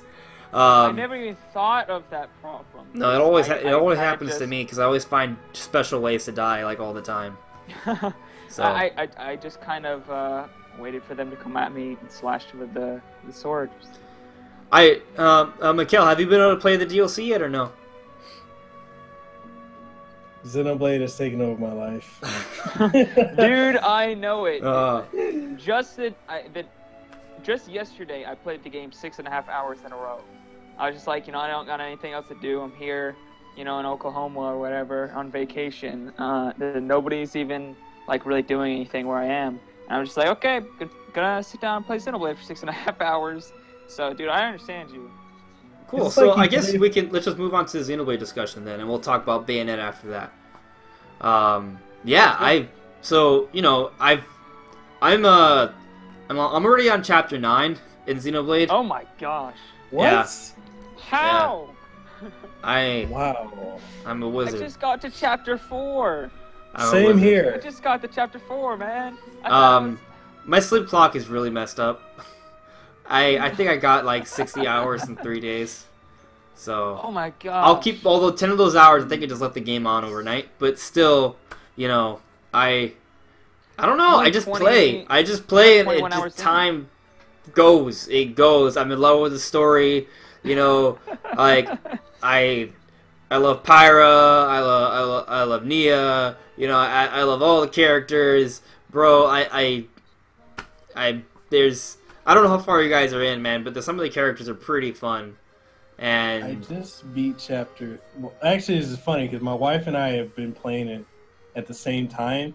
So on my Switch, I just beat chapter 3, and we were both playing. Like, she just at the same time. We literally were on the same boss on chapter 3, and then just made yeah. it. I know what you're talking about. oh, and chapter 3. Yeah. I think chapter 3 is a huge like story point. I had to put it down after that. I was like, I'm emotionally bothered. Yeah, I'm grieve. curious how much trouble you had on that particular boss, because it took me 3 different tries to beat that one. So I'm curious. Do you know what I'm talking about, Andres? The one that ends, the boss that ends chapter 3, the one where I'm trying. I know that. I remember the characters. The one up the stairway. The long stairway. I got it on the first go. My wife got it on did you? the third. Yeah. I hadn't really been doing any like side quests or anything, so I was like 3 levels under the. Just sleep at the end. So, Sleeping it in, man. I did. I did. It didn't help. I slept it in. It didn't help much, so I had to go grind. Which grinding that game takes forever. By the way. So I've actually not grinded at all. This entire time, I have not grinded at all. What I have done, though, is died a lot. I've died a lot, and I've gotten really good at the battle system. All the time. Yeah. Yeah, dude, whenever you pull off the blade combos, when you get a 3-stage blade combo going, and you get an elemental orb on an enemy, and then you go into a chain attack and you break like an orb or two in a single chain attack, that just feels so good. Yeah, I literally made a video that came out on Sunday that was about the battle system and understanding the elemental like types in the game and how to break them all immediately. And I show myself getting well over 1 million damage. Okay. I haven't done that yet, but yeah. That's insane. Do you guys know do you guys know the type chart? I mean, because the game doesn't actually tell you. I think that's someone did it. Yeah. I know that the water is fire. I think wind beats earth. This is it. Fire beats water, water beats fire. Earth beats lightning, lightning beats earth. Ice beats wind, wind beats ice. And light beats dark, dark beats light. So you have 8 types, and there are 2 types that are companions to each other. They beat each other out. So if you see a water orb, you break it with fire. If you see a light orb, you break it with dark. Earth, you guys get it. So yeah, I actually made a video explaining all this for anyone who's curious and needs some help with the fighting system. But the battle system's really deep. Like, once you understand that and you start doing the blade combos and you get into the chain attacks and you start busting those orbs and you stack that damage, it's... I actually had another YouTuber tell me today on Twitter. He was saying that he feels the combat shallow. I'm like, how far are you in the game? He's like, oh, I'm only on chapter 1. Oh. What? He doesn't know what he's talking about. That's why. Yeah. That is kind of in one point that he hasn't been introduced to the mechanics yet. Yeah. I mean, if you don't know that they're introducing all these mechanics, like, we knew kind of that this was coming because we've seen the mechanics before, because we've seen like the directs and you've probably seen like Gamescom footage or E3 or something like that. So we knew this stuff was coming. I mean, if you've never seen anything on the game, you come in and you fight that first fight, or you fight those first couple of battles, like, the battle system is really boring in the first part. Like, in my opinion, the battle system is really boring for like the first like hour or two. Until they start locking stuff. I don't agree. But I don't know. Like, maybe I I rushed through the story really quick, so I got to, you know, I got my, you know, more mechanics introduced pretty quickly for me. Maybe that's what it is. Like, I guess for me personally, I felt like it was a good balance because like they gave you just enough, right, to get you by. I'm losing you. What? You losing me? Oh, what happened? I don't know. Oh, that was weird. Oh, I guess he had a lapse in connection. I don't know what just happened, but Well, all right. Well, I think we're good. What I was saying was that I guess you know, for me personally, like I thought it was fine. I never felt like, oh, there's not enough mechanics here. But I also did understand that there would be more stuff being introduced to me as time goes on. And I will say this, that the battle system was just kind of more, okay, this is just what I have to do to get to the story, right, at first. Yeah.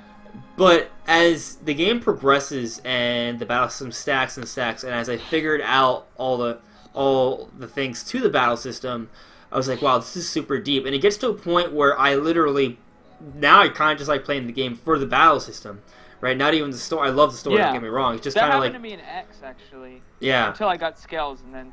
I think Scales kind of ruined the combat next, to be honest. They totally do. They totally do. Finally, somebody who actually agrees with me on that.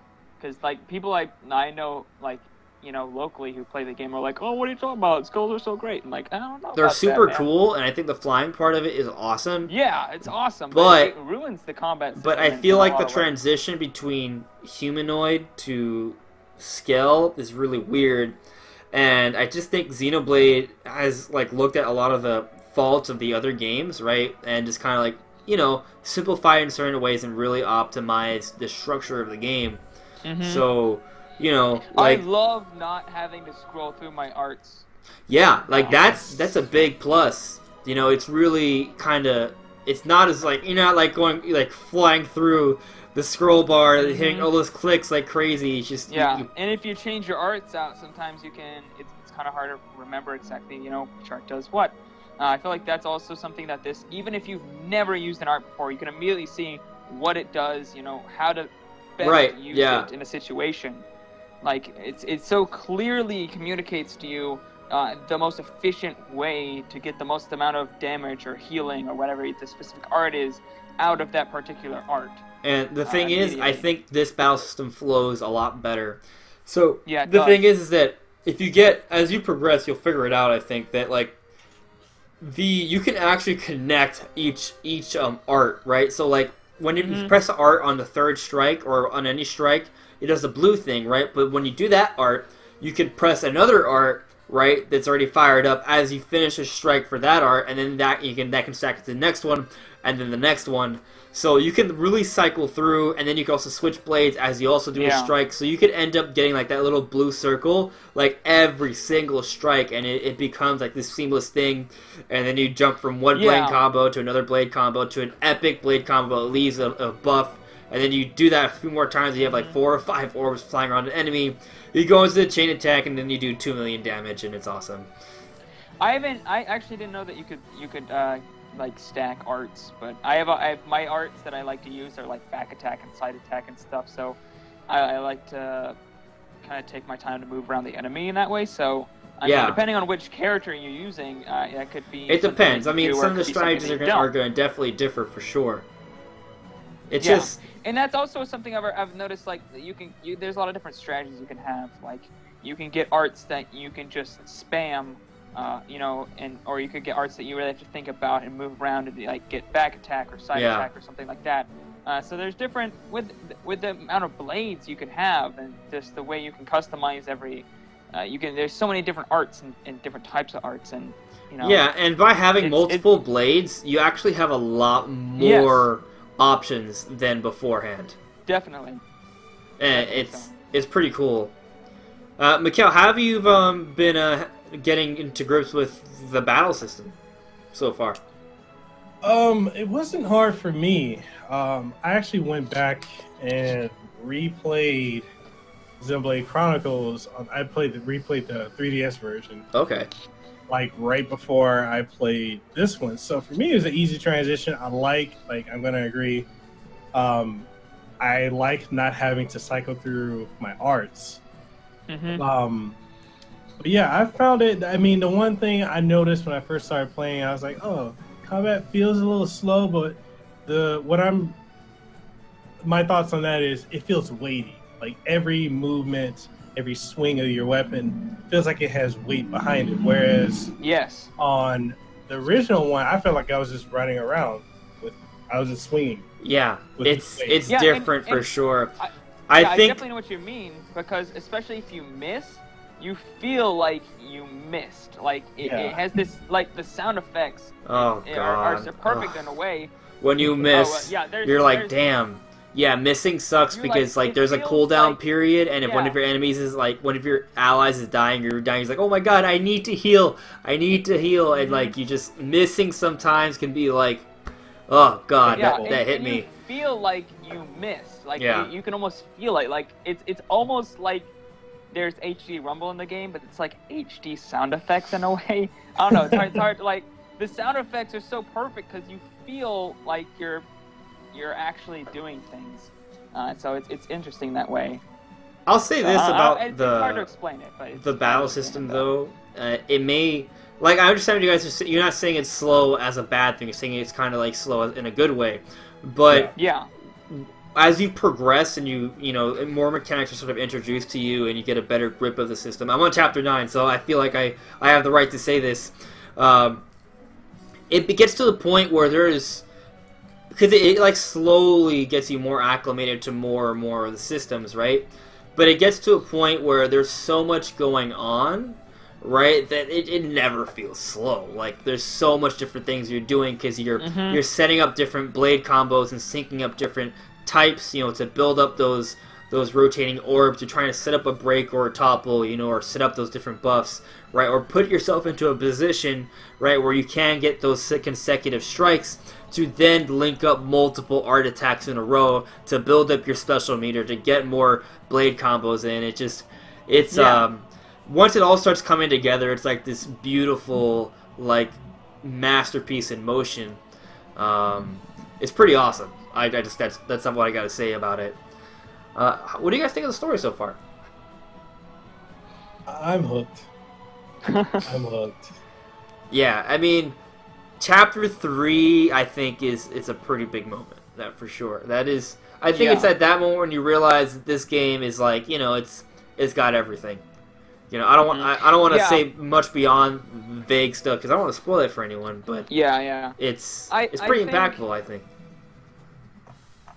Yeah, I'm gonna use vague terms, but in Chapter 3, there's a certain I don't know. I'm trying to do as vaguely as possible. A very big character development moment. Yeah. I was gonna go a little more specific than that. I don't know if you want me to. I don't feel like it's. I don't feel like it's a spoiler because it's something that happens a lot in like Xenoblade games. I think I'm worried that you might spoil. So let's just err on the side of caution, maybe. Okay, but dude, you know how I am with spoilers. Yeah, I mean, I am. So I'll just be really careful, tread lightly. I'm treading lightly. All right, just don't reveal like if anyone died, like any specific, like. Okay, I think it's okay to say that there will be death in the game. There will be death. Like that's all I was gonna say is there is a death in Chapter 3. That's all I was gonna say. Yeah. But there's a death in Chapter 3, and there's deaths in Xenoblade, and I feel like that's kind of, I don't know. I'm a weird person. I like when I get into a story, I'm like, okay, who's gonna die? Like that's just so interesting to me to see who's gonna die. So I don't know if that's weird or not. I don't want to like. I hope I'm not spoiling anything. I'm not spoiling for anything, guys. But yeah, this game has a lot of ups and downs. It's not just, one down. It's like, oh, okay, that's it. Everything's a happy-go-lucky story. No, this game has a good mix. There's a lot of like moments where they're very comical, right? There's multiple moments I'm like giggling, and then there are all other moments I'm like, wow, I got some feels right now, Yeah, but what I was gonna say is that I feel like this story is a bit. It starts off a bit slower than the original, but I think I'm seeing it ramp up really quickly now that I'm at Chapter 3. I'm seeing a lot of the same kind of themes that I really liked from the original, kind of seeing those in this one. And I feel like, you start to see more of a reason why, what you're actually doing is important. Because in the beginning, you're kind of like, okay, I have a goal, but the goal is not that important. Like, it's important, but it's not, like, super important. But when you start getting to Chapter 3, you start realizing that the goal that you're doing it's the scope of it, and the reason you're doing it is way bigger. I think this story does like steadily sort of make it grander and grander. Yeah. Because once you eventually get Pyra, your blade, right? Like you're like, okay, we're going to Elysium. Mm-hmm. Okay, that's cool. That's it. It's alright. But yeah, sure. I'll help out this really hot girl that I'm bonded to by my soul or something. Yeah, sure. Why not? Right? Like, but as the chapters progress, like it becomes more significant than just that. Yeah. So exactly. It's cool, man. So, to put it simply, it's cool. Yeah, in my opinion, I think the first one started off a bit better, and it made me, it hooked me a little bit quicker than Xenoblade 2 is. But I'm getting there at this point. At this point, I'm getting there, and I'm pretty much hooked by now. But I think it's a little bit slower than the original, just because if you I don't even know if I want to spoil the original, there's a lot of. Well, I'm not going to spoil the original either. But I understand what you're saying about Xenoblade 1, right? The original, that it gets super it's super serious and epic from like the very first scene. The get-go. Yeah. The get-go. Yeah. And Xenoblade 2 is a lot more humble, I think. You know? Which is actually, but what's interesting though, even though Xenoblade 1 has a more... Because the thing, I think, I went and watched the beginning of Xenoblade. In the beginning of Xenoblade, you have the Titan scene, and then you have the War scene, right?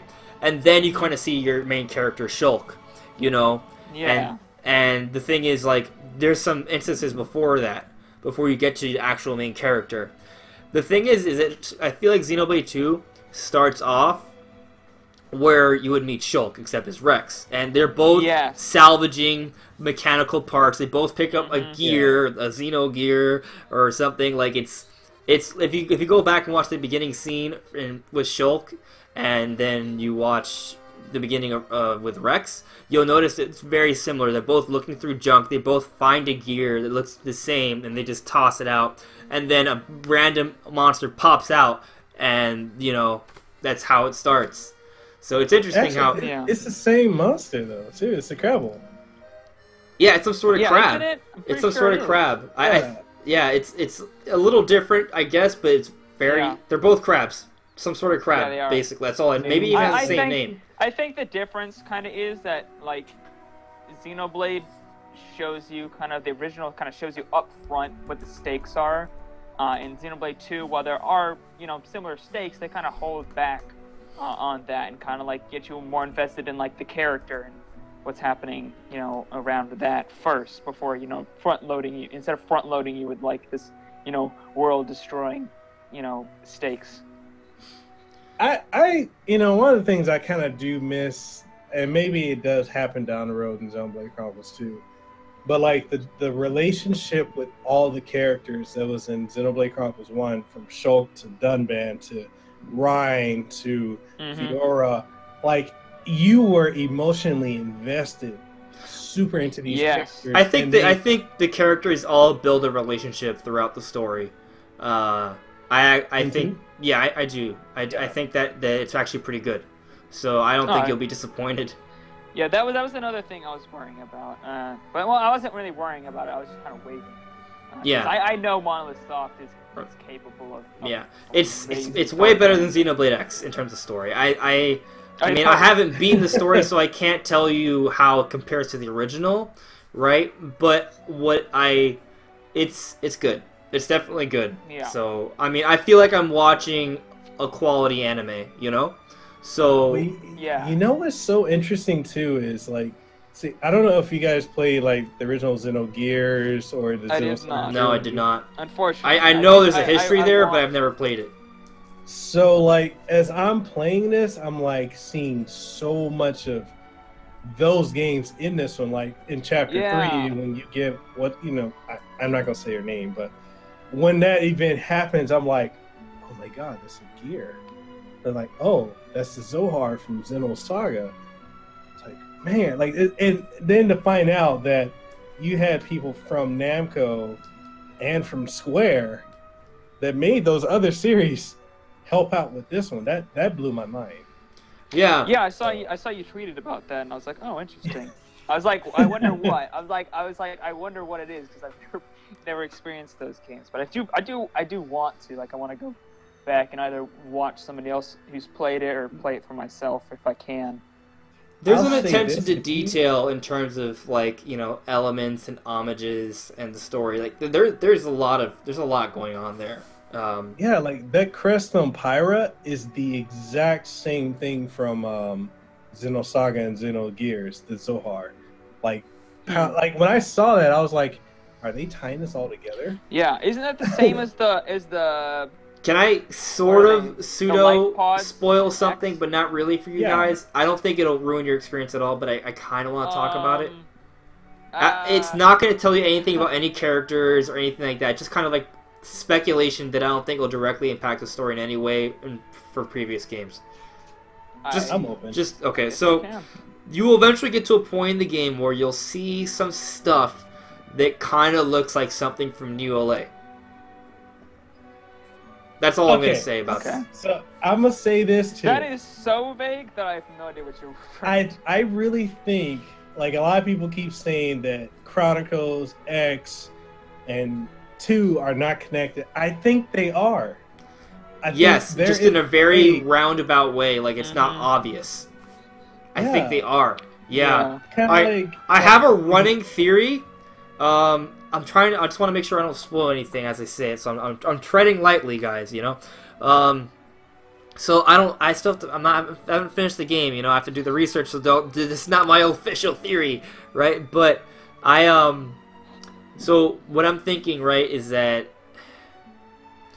I'm still having trouble figuring out where Xenoblade 1 fits into all of this, but I kind of think that Xenoblade 2 takes place in the future.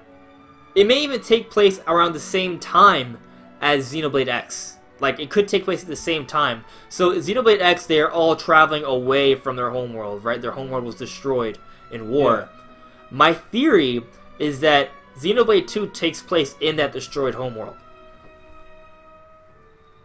Oh, Because you're on the clouds. You know? that's very interesting. Yeah. I'm not going to say any more beyond that, because, you know, I don't want to... I'm still not sure if this is true, but I think it might be. Yeah. No, I can see that. You Yeah. know, because I could. It is like one of the things I was talking to one of my friends who's huge on the Xeno lore, and I was like telling him, I said, Xenoblade Chronicles X is kind of like book 1 of Xenogears, and he's like, well, what do you? He's like, well, what I do you need to mean play by that? I'm Xenogears like, now. I have to play yeah, it, like... Dude, yeah. like I was telling him, like in Xenogears, they leave the Earth on an arc, kind of like the thing that's in Xenoblade Chronicles X. Like, it's the same point for point. They leave, and well, let's see. I So can't there's go any multiple further 'cause arcs. There's multiple arcs in Xenoblade X. Yeah, Well, in the So- story at least. So maybe Xenogears is like they're like side stories. Like they're different arcs that went to different planets. because I feel like the way Tetsuya Takahashi, the way he wrote everything, I feel like it's loose threads, but you could easily, if you wanted to, put it all together. Yeah. Yeah, like I see what you mean. So if then, you guys do play Xenoblade, like if you guys do play Xenogears or Xenosaga Episode 1, it takes about 15 to 20 hours to get good. It's okay, so slow. that's an investment. Get through- So my question is, where do you think Xenoblade 1 fits in, though? Let's assume my theory is right? That Xenoblade 2 takes place on the original homeworld after all the arcs flew out, right, from the devastation, right? So then, where does that place Xenoblade 1? Just I don't know. Is Xenoblade 1 like a predecessor to the eventual like destruction of the world, or is Xenoblade 1 like somewhere else? Like it's just another. I'm wondering. I always thought, you know, when I heard about, you know, the Divine Architect, I won't say much. I don't really know much else about him, but even if I did, it does kind of remind you of like some of the end. I think the end. Yeah, game. the end stuff that you learn about, you know, how the Titans in Xenoblade 1 came to be. Like, it reminded me of that. So I was thinking, you know, it's hard to say because I haven't beaten 2, but I mean, like, is it possible that that same kind of thing happened in 2? And if so, was it well, like... So here's an idea. Here's a connection that I've noticed, right? So, all right, so this is a kind of a spoiler-ish for Xenoblade 1. All right, so just close your ears for like 10 seconds if you really don't want to hear the next 10 seconds. Shulk is like basically kind of like a carbon copy of the final boss in Xenoblade 1, right? But he's also the god. Mm-hmm. Okay, so spoilers over now. So like the architect is an architect, right? What does that mean, architect? Like he constructs things, right? Rex, he salvages things. He has a knowledge of engineering. Shulk, he constructs things. He has a knowledge of engineering. There seems to be a connection here, you know, between the endgame boss, between Shulk, between Rex, maybe something with the architect as well. Maybe there's something going on here. I don't know. It's maybe I gotta beat the game. Maybe I'll have a better idea then. And then I may have to go play Xenogears too. See, that's the thing about like the ending of the first one, and then when I started playing X, I was thinking, I'm like, is it possible that what Klaus did in 1 kind of directly like is part of the beginning of X with what happens to the Earth? Like, you know, it's I don't know, I'm pulling for straws here, but yeah, it's I guess the thing that's weird about Xenoblade 1 is that Xenoblade 1, the entire world is 2 Titans, right? Yeah. Maybe if I'm remembering wrong, but they still live on the Titans at the end of Xenoblade 1. Yeah, they do. Yeah. Right? Yeah. So it's just, if you look at the world for Xenoblade 2, I feel like I'm not spoiling anything to say that if my theory is right and that Xenoblade 2 is the on the home world, right, just after all the devastation from war, right, like, then how would that fit in with Xenoblade 1? Like, if Xenoblade 1 is an original civilization that leads to Xenoblade 2 eventually, one, that means that direction led to an apocalypse, right? So maybe it's not really a happy ending after all. I'm maybe remembering the ending for Xenoblade 1 wrong. I gotta go back and watch the ending to be sure. But, like, also, where's the transition between the life on the 2 Titans to, if you look at the world of Xenoblade 2, I feel like it's easy to kind of see that maybe there was more to the world that was more than just, you know, 2 original Titans. Or maybe there, I don't know. It's, I don't know. I also thought that maybe, like, it could be that the Divine Architect is somebody from the original game, or somebody, you know, something that happened, you know, after the original game, if they wanted to go and like create their own world, because that was kind of hinted at the end of the game, like that they could do that. So I was wondering, like, what if somebody did? What if somebody decided to go and make another world, and that's what you're doing in Xenoblade 2, and that they're the architect? Yeah, because there is that time skip from when Shulk makes his decision to the end of the game, because I think it was in Secret File, like the Japanese only one that explains Fiora and her whole thing. Like, there is that time jump that we don't know what really happened in that. I think it's 6 months. I need to go back and watch the end of Xenoblade, because there's so much going on here. There's so much going on here. That story is so complicated, but it's so good. Yeah, for sure. Like, when they dropped that info at the end, I was like, wait, what? Dude, I know.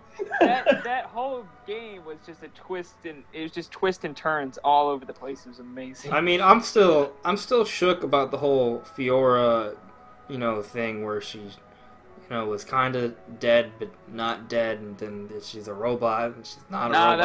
That was great. I like, it's like, oh, and it's just kind of like, I remember the story. It's like, oh, because there's the other girl of I forget the name of the species, and the girl with the white hair. Melia. Who? The Telethia? The Telethia, yeah. Melia? Yeah, like I was like, oh, Shulk should be with her, right? You know, like I always gotta like pair them off, right? Dude, that was totally a thing. Yeah, but then there's Fiora's here. God damn, you're supposed to be dead. Like, dude, Melia's life sucks. Melia's life sucks so much. Yeah, like it's just like, but at the same time, she's like kind of not really alive anymore, you know, or like no longer compatible with Shulk. You know what I mean? Because she's like, until the end. The very end. See, I don't even remember. That's yeah. Oh, okay. Yeah, you definitely. If you don't even remember that, you definitely need to go back and watch the end. Yeah. Or maybe I don't. Maybe I want my head canon to just. I want Shulk to end up with a Telethia girl. Like. No, don't do that. That's my head canon. Fiora's way better. Fiora's hotter. Come on, man. Oh. It's true. What do you guys feel about the character? You guys are chapter 3, so I'm trying to think about the characters that are in it right now. Who do you prefer more, Nia or Pyra? Pyra. Pyra for sure. Pyra's like the girl next door. She's the girl next door? Admittedly, I do not know what you mean by girl next door. You know, like the hot girl that's next door. She's super sweet, gorgeous looking, seems innocent, but she's got that darker past, and you don't know that. You know, that's Pyra. Okay, I understand. She's not very forthcoming. That kind of is Pyra. No, yeah. But she's still awesome. I don't know. I like her. She's not lame. She's not like a typical, like, oh, I'm just here to be the looks and nothing else kind of character. No, like, yeah, she's... And as you progress with the game, you're going to learn more and more about her, right? But I really like Nia, though. I like Nia. I like both of them, but it's one of those things where, like, it's kind of like in the original Xenoblade, like, they have you... It's like, oh, which girl should Shulk be with? You know, I think it's kind of... It's not exactly the same, but actually, it's as you progress in Xenoblade 2, I think it's actually worse. You'll be really confused as to where the love interest goes. I see. At this point, I don't even see much of a love interest at all. It's definitely. I mean, I'm not gonna. Oh, for Nia. I mean, maybe for Pyra for sure, but for Nia, maybe it's just a personal thing. Maybe just a personal thing. I don't know, or maybe I just don't want to spoil anything for you, so I'm not gonna say anything. I mean, you're 5 chapters ahead of the two of us. So. Yeah. But just as a character, you know, like she's a great character, I think. Yeah. All the characters are actually pretty good. In terms of the main cast, they're all pretty good. They all kind of have like their own mini arcs that sort of intertwine throughout the series, so it's not like one character is relevant for a little while and then irrelevant for the rest of the story. They all stay relevant throughout the story, I think. What do you guys think of the voice acting, though? I'm playing it in Japanese, and I like it way more. I kept it in English because I like the British voice acting, because I nostalgia from the original one. Yeah. I appreciate that they did that, but I still don't think it's good enough. I love most of the voice acting. It's really good. There are a few characters where I'm just like, why? like the sister. Well, maybe I shouldn't say that. I don't know. Well, that's not really a spoiler. The Inquisitor for the Morodain Empire. Her voice actor kind of sucks.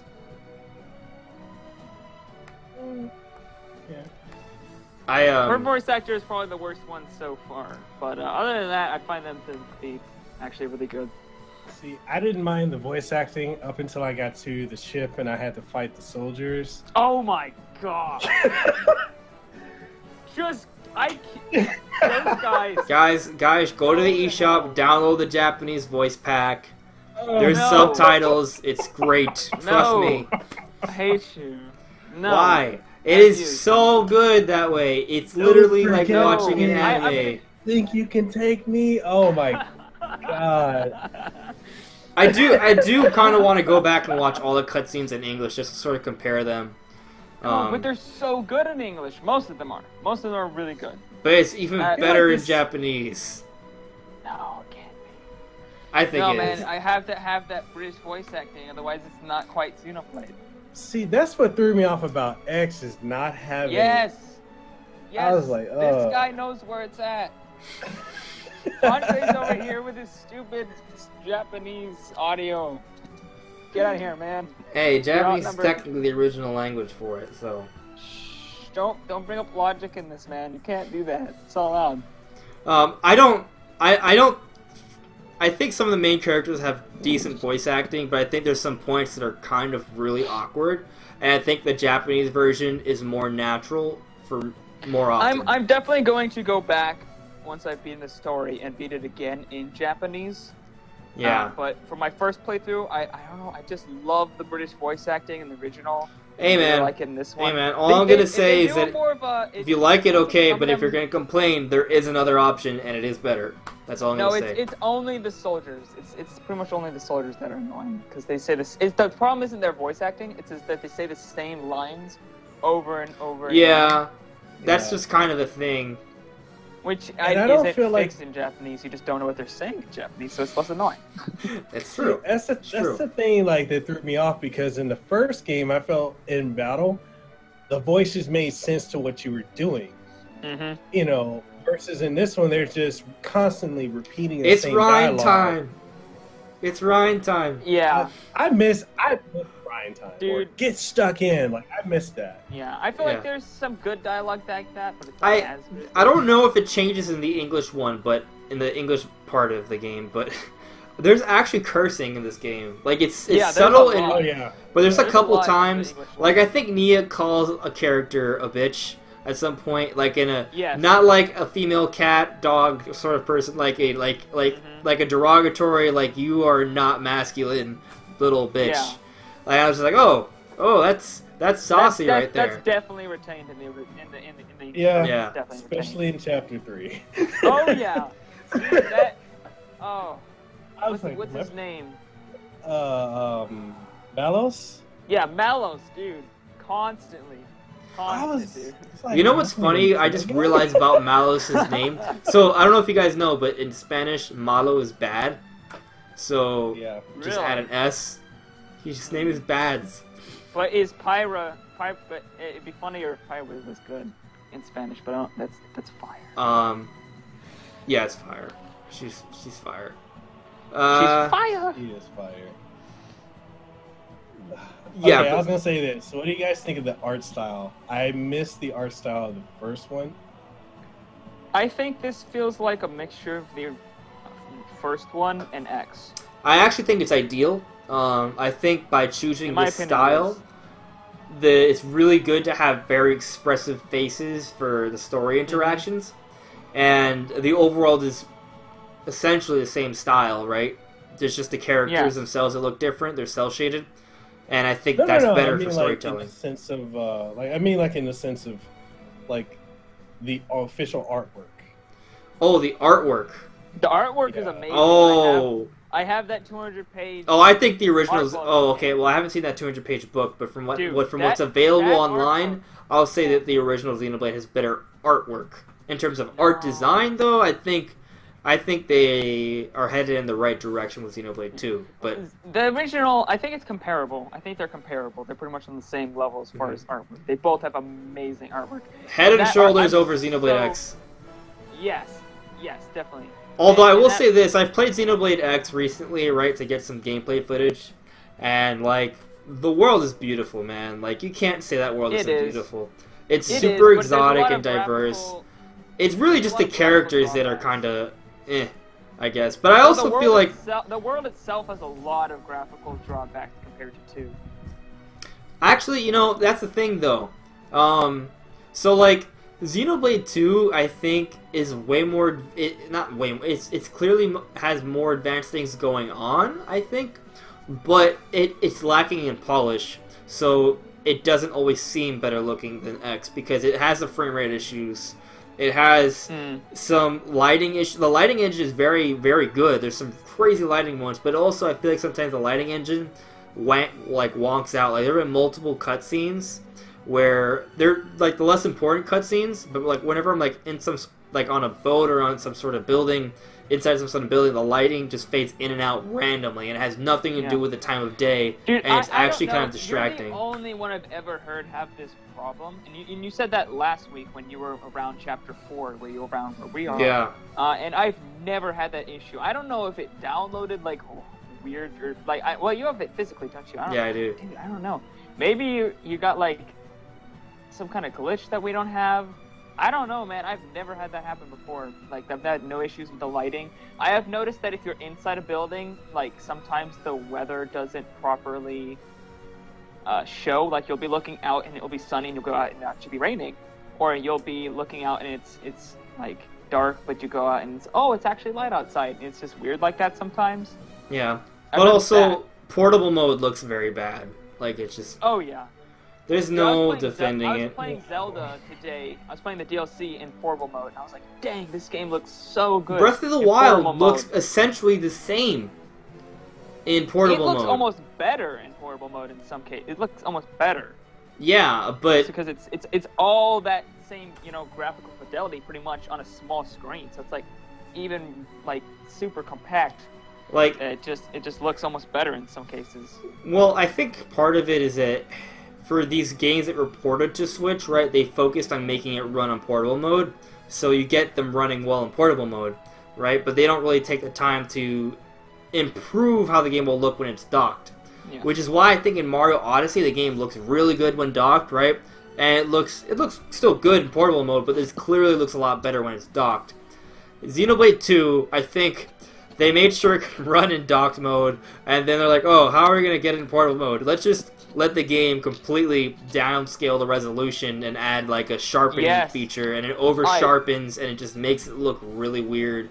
If you don't know, I've made my own handheld versus docked comparison, and it's like they changed almost nothing. Literally, almost nothing. I hope it gets patched, and I feel like it will be because this DLC coming. Like they have to continue, Yeah, the problem is that they keep every little thing the same. The lighting's the exact same in portable mode. The draw distance the exact same. They just need to optimize it, and I think that's the thing. The game was rushed out. Yeah, they just need to cut back on features. If they cut back, take away a little bit of the draw distance. Take away a little bit of the lighting effects in the distance when you're in portable mode. Take some of that, scale some of that stuff back, and it'll run fine on portable mode. What do you think, Mikkel? How are the visuals holding up for you overall? When I don't think about it, I'm fine with it. When you don't think about it, yeah. Yeah, but there are times when I'm playing it and I'm like, wow, this is super pixelated. Like I feel like I'm playing Xenoblade Chronicles 3D. Yeah, you almost are. Sometimes it goes in handheld mode. I actually when you go into portable mode, I call it the original Xenoblade mode. Like they did it intentionally so you could feel like you're playing Xenoblade again. The sub standard definition mode. Yeah. It's bad. But when it's in the strange thing is when it's in docked, it looks really good. Yeah. Good. I was playing it. Here at home I have a 55-inch TV. Here I think they have a 60 or 65-inch TV. Even then, it looks really good. Like I think the game is beautiful. Yeah, it's in 720p, but I didn't even notice because they have like a really, really good anti-aliasing in the game. So it looks like you don't see that many artifacts. Now the game does look a little less clear than if it was the native 1080p, because anti-aliasing tends to blur the image a little bit. But as far as like artifacts and like seeing a bunch of jagged edges everywhere, you don't really see that much. Yeah, occasionally even in dock mode it does look a little blurry, but for the most part it's beautiful almost all the time. For the most part it looks great. The lighting engine is amazing. The amount of some lighting errors in some rooms. It's happened to me a couple times. Maybe it's just me. That seems to be a you issue. You want to know what's another you issue apparently? I don't know what it is. Maybe I'm just really good at finding really wonky stuff. I don't know how.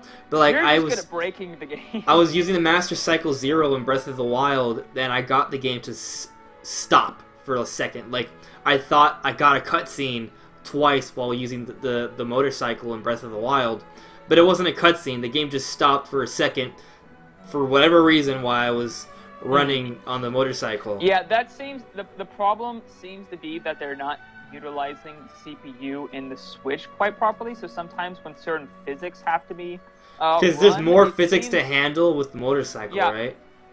The same thing with from what I've heard from the moblins. If you hit a moblin and it has the ragdoll, sometimes it will cause the game to slow down. Yeah. And apparently what it is that they didn't optimize it for the Switch's CPU because they optimized it for the Wii U's CPU because it's mostly a Wii U game, unfortunately. So kind of in that aspect, the Wii U seems to be holding it back. If they go back and like re-optimize the physics engine for the Switch, it would run much better because the Switch is a much faster CPU. But as it stands, it's optimized for the Wii U CPU, so it has issues. Okay. So graphics aside, I think the game artistically is beautiful. I just think it needs some patches to polish some graphical stuff out. Uriah is amazing looking. Also, they released artwork for that game, which is it's in engine, but it's in 1440p. Wait, for what? It looks amazing. Like they have artwork on their site that is Uriah, with like the glowing trees and stuff. But it's actually in a native 1440p, so it's like the game. It's like how the game would look in a native 1440p. Yeah, I'm telling you, man. That Switch amazing. 4K dock, it's gonna come. We need it. I want it so bad.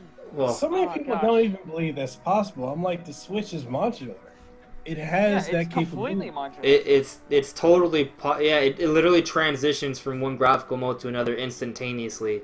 I mean, have you seen what happens between on docked and portable mode with Xenoblade? It changes dramatically. Like like it's technically possible. And I mean there are patents for it, but I mean we'll see if they actually do it, right? I think it'd be really cool. I think it'd be a great way to compete with the Pro and the Xbox One X. Next holiday, 4K dock. I want it, please, Nintendo. Yeah. I'll pay $100 to $200 for that. I think it'd be worth $200. Yeah, dude, I'd be like, I have so many 4K TVs. I have a 55 inch. I think it'd be worth $200 if it also improves frame rate. Yeah, I think for some obviously games. It would. I think it might have like a 1080p mode for optimizing frame rate and like a 4K mode for optimizing resolution. Honestly, like I don't even want a 4K dock. I just want a dock that ensures 1080p 60 FPS. Yeah, well, but I want a 4K. 4K is more marketable, Like I have a 55-inch 4K TV and I have a 50-inch 4K TV. And I have a 32-inch 1440p TV, and I want to get a 40-inch 4K TV to go in my room to replace the 1440p one and use that as my second monitor. So I have a lot of 4K or plus 1080p TVs. We have a lot in common. I have 4Ks. and I have nothing that does 4K because I want to get a PS4 Pro, but I haven't gotten one yet, and it doesn't do 1440p.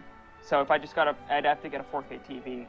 Or play it in my living room, and I don't want to get an Xbox One X because it's the Xbox One X. And so actually, I have a computer that does 1440p, which is great. So, but I want the Switch. I want to see those glorious Nintendo games because Nintendo has such good art styles. Their games look so good; they deserve to be viewed in 4K. So, yeah, what were you gonna say? Who, me? Yeah, you. I don't know. You were gonna say something, right? Somebody was. I'm the host, and I don't even know what I'm supposed to say. What's going on? No, it's just you brought up the Xbox One X. I was thinking about doing a little bit of a transition. Dude, we always hammer on the Xbox One X, like every discussion. Yeah, actually, yeah. Mikkel, what are your thoughts on the Xbox One X? Because I don't know. I have no idea what your opinion is on it. I have it. You have it. Don't you have two? You have one. I think you were gonna buy another one or something. Yeah, I've got the Project Scorpio edition. I was gonna buy another one. I saw that on Twitter. I was like so confused. Well, it's just because there are a lot of the games, like the way that Microsoft has really optimized their older games. Like if you play Gears of War 3 on Xbox One X, it's like an entirely different game. I'm like, wow. And it's good for backwards compatibility from what I've seen. It's just interesting. I don't want to pay $500 for a 4K system. It's just such a shame that they don't have any new IP coming out to really back it up. Dude, if Like, they had exclusives, if they had enough exclusives, if they had new IPs, I'd buy one in a heartbeat. I have a great monitor for that. Is it and the they scary support thing? 1440p. Is that I've heard that now that they've finished working on the actual Xbox One X, they're now going to start focusing on creating new IP. If that's actually the case, that could mean 3 or 4 years from now before we actually see the fruits of those results. Which is, I hope that's wrong. I hope that however that report came out, that it's a little misleading, because then they're screwed, because they have to change things fast, or they're gonna, you know, like, in terms of, like, sales, like, it's not gonna be good. Yeah. I guess... Oh, go ahead. No, you go. I was gonna say, like, in my opinion, I think the biggest thing working against Microsoft, and I saw it when I used to work for them. I used to be a trainer for Microsoft. Oh, okay. The biggest thing is they don't have the Japanese support, and they've never had it. Like, not from the original Xbox. I remember Blue Dragon. That was they made a big effort with Blue Dragon. Yeah. You know, Blue Dragon, Lost Odyssey, like, they had it better with the 360, but it's never been to a point where they've had that full-on support where, okay, yeah, we're getting this big, high-profile Japanese third-party game. Like, they've never had that. And, you know, they've had a lot of things to overcome, especially with the guy prior to Phil Spencer. And, you know, he's doing a lot of, I'm just going to put it this way, he's doing a lot of damage control, because he's having to rectify everything that was done wrong at the announcement and launch of the Xbox One. And, you know, trying to go back and clean up a shitstorm, then trying to go forward, it's hard. And in a lot of ways, I feel like the Xbox One X is a refresh of the one brand, but it's still playing catch up. You know, it would have been better if they could have launched it with a game. You know, like, even if like something, you know, even Halo, bro. Like, if they just, I mean, I know Halo may seem like, you know, kind of like done to death already, but that would, at least it would have been something, you know, at least to bring in. Yeah. Or they could have, I don't know, maybe not canceled a certain really awesome looking game.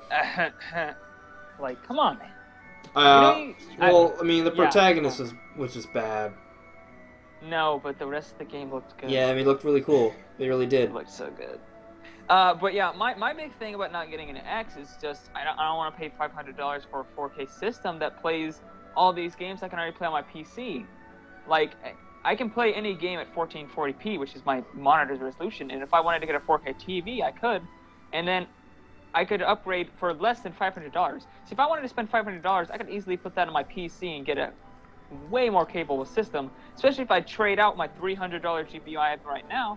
I could, you know, pay like $250 to $300 and get a GPU that's top of the line. I saw something on Twitter. I don't remember who said it, but I saw someone on Twitter, I think it was a quote from some sort of PR guy, I could be wrong though, that the Nintendo Switch is the only real, like, home console, like, household system on the market. Because the argument was that every other game is basically available on PC, you know, and there's all this updating and installations going on. I would say that's kind of only true right now about the Xbox, because the PlayStation actually has a pretty decent amount of exclusives. I mean, I don't entirely agree, but I do. Yeah. The point I was making earlier, though, is I like my PS4 a lot, but it's kind of more of like a media system. It's more than just a game player. The Switch is focused on just, like, jumping straight into the game, you know? Like, it's just like game. But I don't want to be completely down. How you doing? I don't want to be completely down on the Xbox One X, because as you were saying, Mikkel, it's got a lot of backwards compatible stuff that's actually really good. Like, as far as backwards compatibility, I'd say Xbox has done better than any of the than Sony or Nintendo. Their backwards compatibility is really good, and I think you can probably speak more on that because you actually have one. Yeah, I mean, in the way that the games that are optimized for the One X, like going back and playing, like I have Ninja Gaiden Black, and playing that on the X is so amazing. Like, I'm like, wow. It's upscaled to 1080p. It runs smoothly. There's no frame stuttering. There's no issues. And that's the one thing I'm noticing, like, when I'm playing, be it an Xbox original, a 360, or even a One version of a game, I got my wife has the original Day One edition Xbox One over there. I've got two Xbox One S's, and I've got the Project Scorpio, and I'm seeing a performance difference that's significantly noticeable.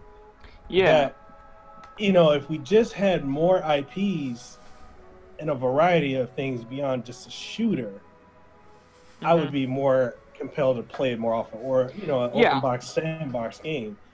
But when a lot of people have asked me, oh, should I get the PS4 Pro? Should I get the Xbox One X? I'm like, that comes down to you. If you prefer multi-class, sports, shooters, I would say get the Xbox because it's better online than the PlayStation. But if you're looking for exclusive IPs, Japanese games, I would go with the PS4 Pro. Yeah. Although I think the PS4 Pro is a half step. Yeah, it's definitely not as much of a step as the Xbox One X from what I've seen and from heard with the comparisons and stuff. Just the other day I was watching my brother play Ghost Recon Wildlands on the original, Xbox One. And I was noticing all these frame rate issues. I was noticing that the resolution wasn't all that good. There was a lot of screen tearing happening. It was really distracting. And my first thought was, man, I wish this was an Xbox One X or PS4 Pro, so we didn't have to deal with this crap. So, yeah, I get what you're saying. Like, if you really like sports and shooters, and all you want is third parties, like the X is great. Either that or a PC. I do see that appeal. It's so much cheaper than a high-end PC. Although at this point, it's a high-end home console, though. Yeah. At this point, I've already invested, and I need to invest for YouTube and stuff into a high-end PC. So I have the roots here, so I can build off of that. So for me, it's not worth it. But if you don't have a PC that you can build off of, it's really cheap. It's a really good method of doing that. So I don't want to completely destroy the Xbox One X. It's this terrible system, but at this point, it's just for me personally. Why would I get one? I have a really good PC. If I wanted to upgrade to a full 4K instead of 1440p, it'd be cheaper. And I'd be able to do it better than Xbox One X.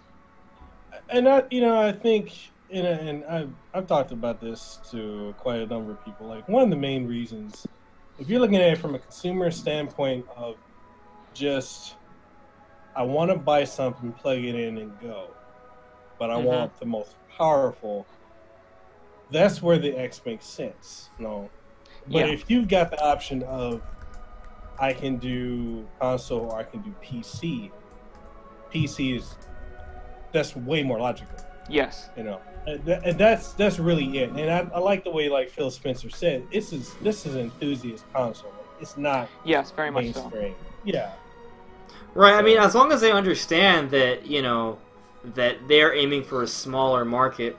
I guess just the weird thing about it is that the Xbox One X, it just seems like there was so much that was put into R&D, or research and development, that if they're not expecting to reach a large audience, then it's just, you guys understand the point I'm making, that if they've put so much money into making and developing the system, but they're not going to make that much money from it because it's meant for a smaller market, I don't know how great of a business decision that is for the long term. But at the same time, they're getting a good position as the company that does 4K good. Because the PlayStation 4 Pro does 4K, quote unquote. You can't see, but I'm making quotation marks here. No, but it doesn't really do it well. It upscales a lot. It can't really hold 4K at 60 frames for a lot of games. It doesn't really truly master 4K. Well, the X does that a lot better. So they're kind of positioning themselves as the 4K, company. So when the next Xbox comes out, and they'll have a better position there as far as the company that makes a better system. My problem, I don't even think is with the X. I love it from a pure console hardware point. The X is great. It's the more of the Xbox brand in general, with their just lack of games.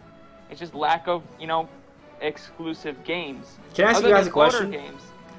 Do you guys think that some of the decisions that Microsoft is making, right? Do you think it's more about an arms race with Sony as opposed to making solid, profitable choices?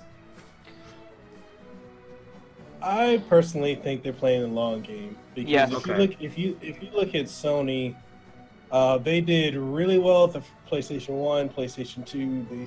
They royally fucked up with PlayStation 3 at launch. It took them what 4 years for that to become relevant in the sense of not buggy with their ports. And then the PlayStation 4 comes around and it's they've got a head. The only reason they had that head is because Microsoft screwed up. Yes. But I do think Microsoft is playing the long game because if you look at how Sony threw out the PS4 Pro. Okay, what's pro about it? It's not true 4K. It's checkerboard.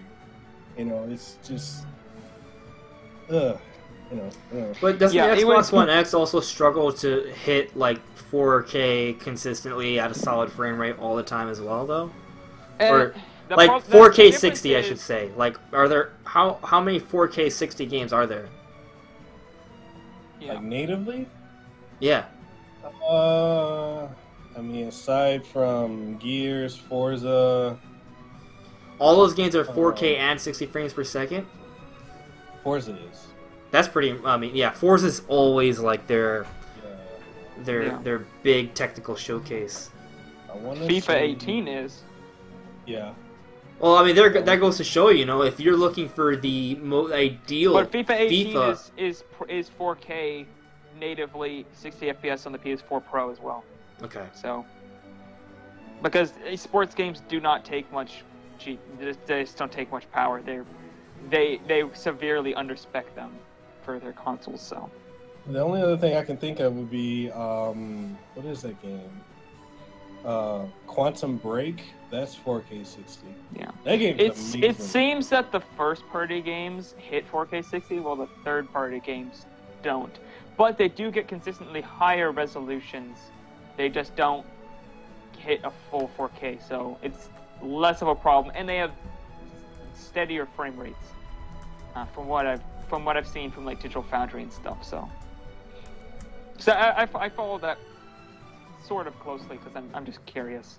Because hardware and graphic development kind of interests me a lot, so I kind of follow that, even though I'm never going to get an X. So, I feel like there's been a lot of, maybe not a lot, a little bit of controversy about the recent Bayonetta 3 announcement. So, I think we all know the story with Bayonetta, right? So, Bayonetta 1 came on the 360 and the PS3. Right, it didn't sell as well as Sega would have liked, right? And then Bayonetta 2 wasn't going to happen because no one wanted to fund it, right? And then Nintendo comes in, saves the day, swoops in, publishes the game, offers a good amount of money to produce this game, gives Platinum Games the support they need. As a result, it's an exclusive for the Wii U. It develops a good cult following on the Wii U. Considering the install base, it sells pretty well, almost 1 million. Right, units sold, and it had great reviews, one of the best games on Wii U, right? And now we get the announcement for Bayonetta 3, and Bayonetta is also in Smash Brothers now. Like, it comes as no surprise to me that Bayonetta 3 is an exclusive for the Nintendo Switch. Like, to me, it's basically a Nintendo IP now, right? But there still seems to be a fair amount of people, at least on the internet, it could be just a vocal minority. It probably is a vocal minority, but that are pretty outraged by Bayonetta 3 being an exclusive for the Nintendo Switch. No, what do you? Salt is real. Yeah. Did you guys see the meme I posted on? I put on the actual screen for the discussion. It's Pyra with sipping a cup of tea, and she puts it down. She says, "The salt here is lovely." I saw that.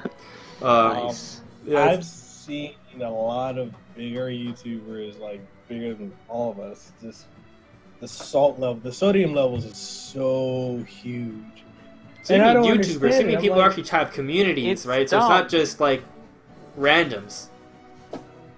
Yeah, I'm like, Nintendo saved the franchise. Otherwise, it would have died. Yeah. And people don't get that. I don't. The internet is the internet. People are stupid. They don't think logically. They think, I want this game, and I don't. It doesn't matter how I have to have this game. It's gamer entitlement.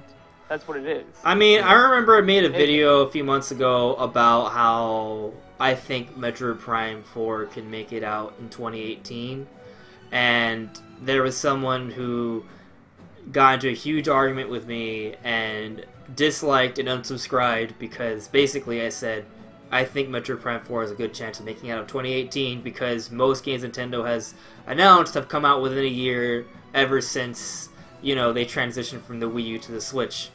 You know, and it basically, like, he basically hated me because I decided that the game could come out earlier than later. Because I was perhaps maybe exciting people too much, even though I said it was only a possibility. So, you know, everyone has different opinions, and sometimes we may not agree on it. We may not even understand why they say that, but, you know, people just come from different perspectives. I was reading some sort of, like, Twitter argument. You guys may have seen it, something about, like, how Bayonetta 3, like, Nintendo, like, their argument literally being made that, oh, why Nintendo should, even though Nintendo's funding it, they shouldn't make it exclusive for the Switch. How dare they? They should let it be sold on other systems. And I'm just how dare they be a business and want to make money? What? You know, like, so Nintendo has to pay for it, and they still should be expected to allow it to be on other companies' systems? Like, I try to think about that for a second, though. From one perspective, there are companies out there that would have done that, though, actually. I mean, if you go back to the Sega, right, there were games that they allowed to be, like, on PC, right, even though they were Sega-developed, published games.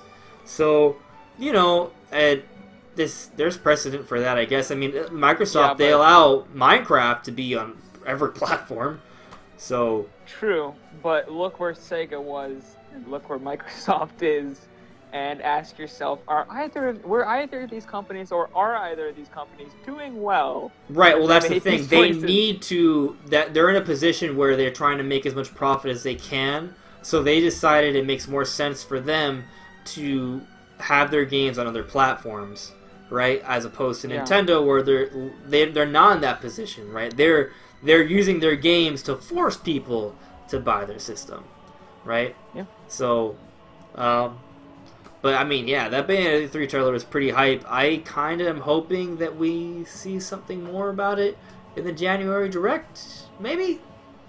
What do you guys think? I think we will. I think Bayonetta 3 is... See, I think... going off of the way they've been releasing games this year. Yeah. They've got to have multiple major players. Like, you can't just come at 2017 with nothing but hits after hits after hits. They did not need to release Xenoblade. They could have saved that for 2018 if they needed to, you know? Yeah, they could have... They rushed that game out. We just talked about it. The game is great, but it needs some patches to polish out some of the performance and such, you know? Like...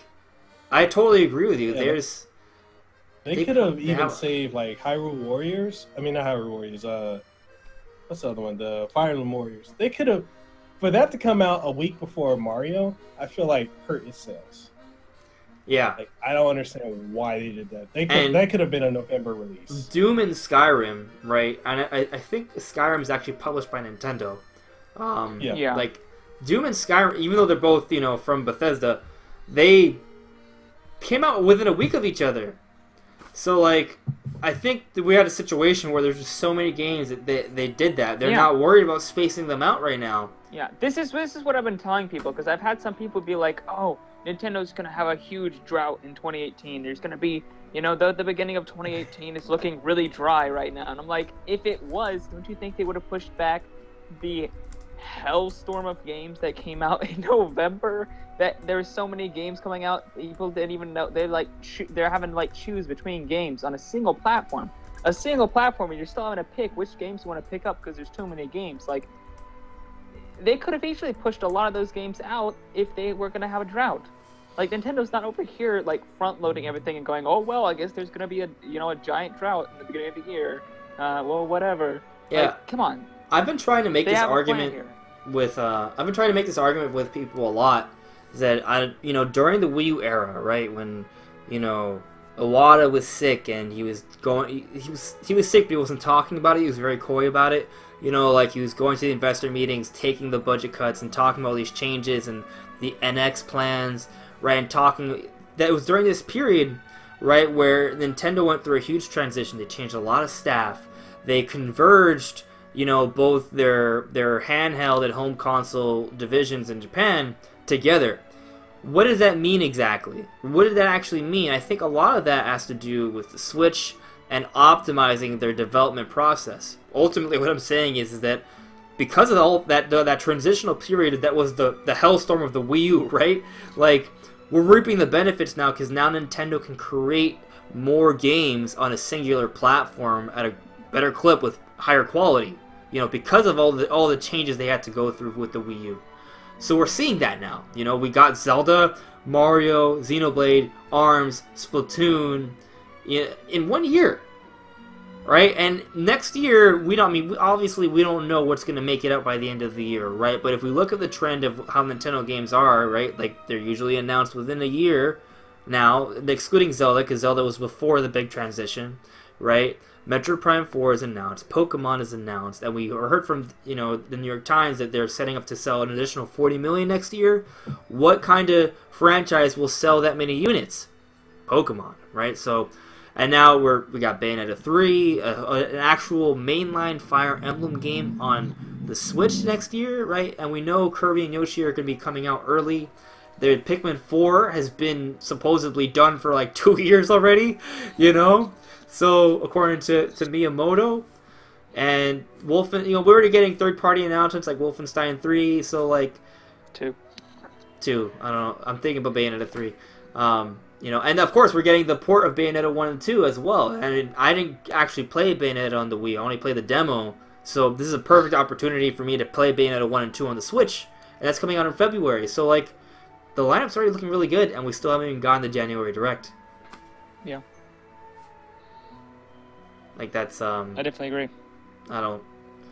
Mikkel, what do you think? Do you think all of these games are going to make it out by 2018?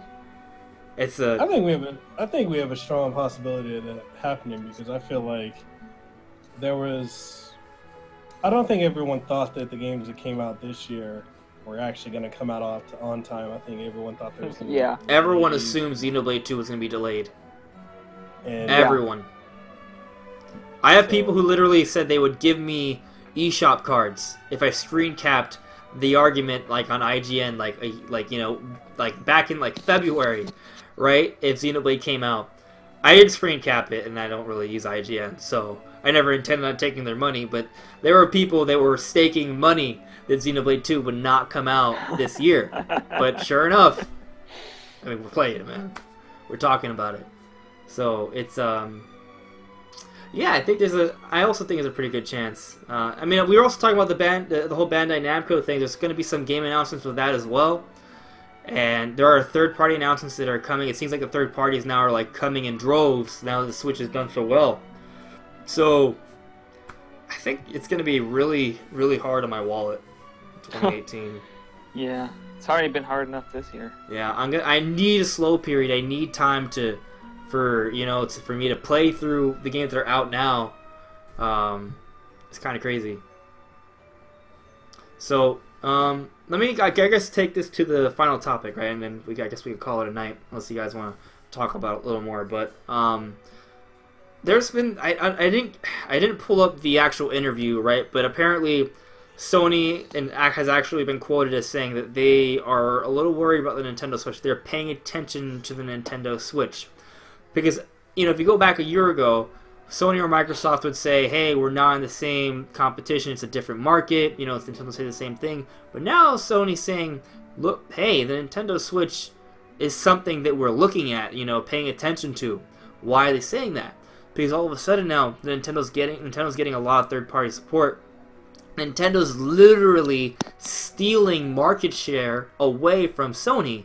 Sony is losing money or potential money because of Nintendo now. That could not really be said during the Wii U era, right? And it's you know, things are looking pretty good for the Switch. Well, I mean, did you guys hear about that? About the whole Sony statement? I didn't really hear about that, but I've been saying for a while that, like, Sony's got to be looking at these numbers. They got to be looking at these numbers where the Switch is, you know, they're selling 70, 80, over 100,000 units, and the PS4's sitting over here, you know, like 10 to 20,000 units. They got to be looking at that and going, dang, those are units, you know, it could have been the opposite. Like in the Wii U, it was the opposite. You know, you saw the PS4 selling all these numbers in the Wii U, not doing great. Now it's turned even worse on Sony, where the Switch is doing, you know, 5 times as good as what Sony's doing, and you got to look at that, and they got to be worried about that. There's no way they're not. Yeah, I agree. I did hear that. I did read that. I think it was a press release. I think it was a press release. I forgot who talked about it. I think it was Richard Review Tech. He talked about it in one of his videos, and I thought about it. I was like, that makes perfect sense, because I mean, it seems like every game that's come out on both PlayStation and the Switch outsells it 5-1. You know, so they have to be concerned about it. You know, they have no competition really in the portable market. And with a lot of these games coming out to the Switch, a lot of people are shifting towards, hey, this is convenient for me. It's portable. Like, the portability is a major factor. Like, how many people really have the time to sit down every single day in front of a TV and play a full-featured game when you could take that full-featured game with you on the go? And so, you know, that's really, like, Sony's got the lead now, but they're gonna have to do something, you know. Yeah, I mean, it's not like Sony's in a bad position or anything like that, right? But when you're competing, you know, for market share, you can't just let someone come in. Like, they had a certain position with a lot of fans, a lot of, you know, the core gamer, I guess, right? And all of a sudden, Nintendo is getting that core gamer that isn't necessarily a Nintendo fan base. They just play the most comfortable gaming experience right now, and it's turning into the Switch, which is pretty interesting. You know, Nintendo hasn't been in that position in a long time, so I'm just kind of excited because we're gonna have a system that's portable where there's gonna be tons of games to play on it. You know, like I have a PS4, so it's not like I don't have options. I haven't always been a dual console owner, but I am now. But like, I want Soul Calibur 6 on the Switch. I want it on the Switch, not only because I want Link and Fire Emblem characters, but because that portability factor, especially with a fighting game like that, you know, it's something I want to pick up and play. You know, maybe have a couple bouts here and there, right? And the Switch is really good for that. You know, I don't want to always have to sit down, set up my television, turn it on, you know, and playing a game like that. The Switch has a lot more flexibility, so I would prefer it on the Switch. You know, if it doesn't come out on the Switch, I'm gonna get it on the PS4. But you know, I think it's a good thing. Yeah, and I'm trying to say that from a non-Nintendo fanboy kind of way, because I'm a total fanboy, right? But like at the same time, I'm trying to, you know, look at it from a neutral standpoint, where it's just kind of good for the industry. Yeah. Especially because it does pressure Sony to do better. So maybe they'll release some of these you know, really big games a lot sooner instead of just releasing a trailer every year. Yeah. I always enjoy it when people call me a Nintendo fanboy when I have an Xbox One. I plan on getting a PlayStation 4 Pro, and honestly, I play my PC almost as much and sometimes more than my Switch. So it's always funny when people are like, "You're a Nintendo fanboy," and I'm always like, "Really? Am I though?" But yeah, another thing that Sony's got to be worried about is right now they're top dog. You know, they've sold so many more units than the other systems, and yet the Switch is catching up pretty fast, especially in Japan. The Switch is gaining on them super quick. So they're not going to be top dog anymore for that much longer in Japan and even worldwide. Like, analysts they're coming out, they're saying, you know, this thing has the potential to sell more than the Wii. The PlayStation 4 doesn't have that potential. It can come close, it's selling really well, but it doesn't have that potential. And as you were saying, that market share, they have the most market share right now of any of the three companies. But that's quickly not becoming something. Well, Monster Hunter World, I think, is going to do a good job at really helping to stave off some of that momentum that Nintendo is gaining, because it's not coming to Switch, and Monster Hunter World could be really huge. I guess the thing that's interesting though is that since open world is kind of more of like a Western. It's not a Western game. It's it's a Japanese style game that has some Western elements in it, right? And I don't know if that's going to impact sales for the better or the worse in Japan. It might be about the same. No. It might be better. I don't think it will. But I think it's going to sell better in the States though. So yeah. But I know Japan is like the real battleground right now. Yeah, as far as Japan, I think it would definitely make a difference. But I mean, quickly, that difference is not going to last. Even if it makes a big difference, it's not going to last. Not with Pokemon coming to the Switch, not with mainline Fire Emblem coming to the Switch, not with all these Japanese-focused games that also do really good in the West. But they do really, really well in Japan. That game is going to have. It might have an impact for a little bit. It's going to quickly be. It's just not going to last that long. There's one thing I want to point out though, and it's that PlayStation has a lot of units sold already. I don't expect the Switch to, if it ever overtakes it, it's going to be at least 2 or 3 years from now, at least, right? If ever. In Japan, people are saying it will be about a year. I meant like overall, but I think what's really important though is just the market share right now, right? Like what is happening right now, like who is making more money, who has more of their games being played in households, right? As Sony's looking at that and they realize that they're losing market share right now. It's not about what happened in the past.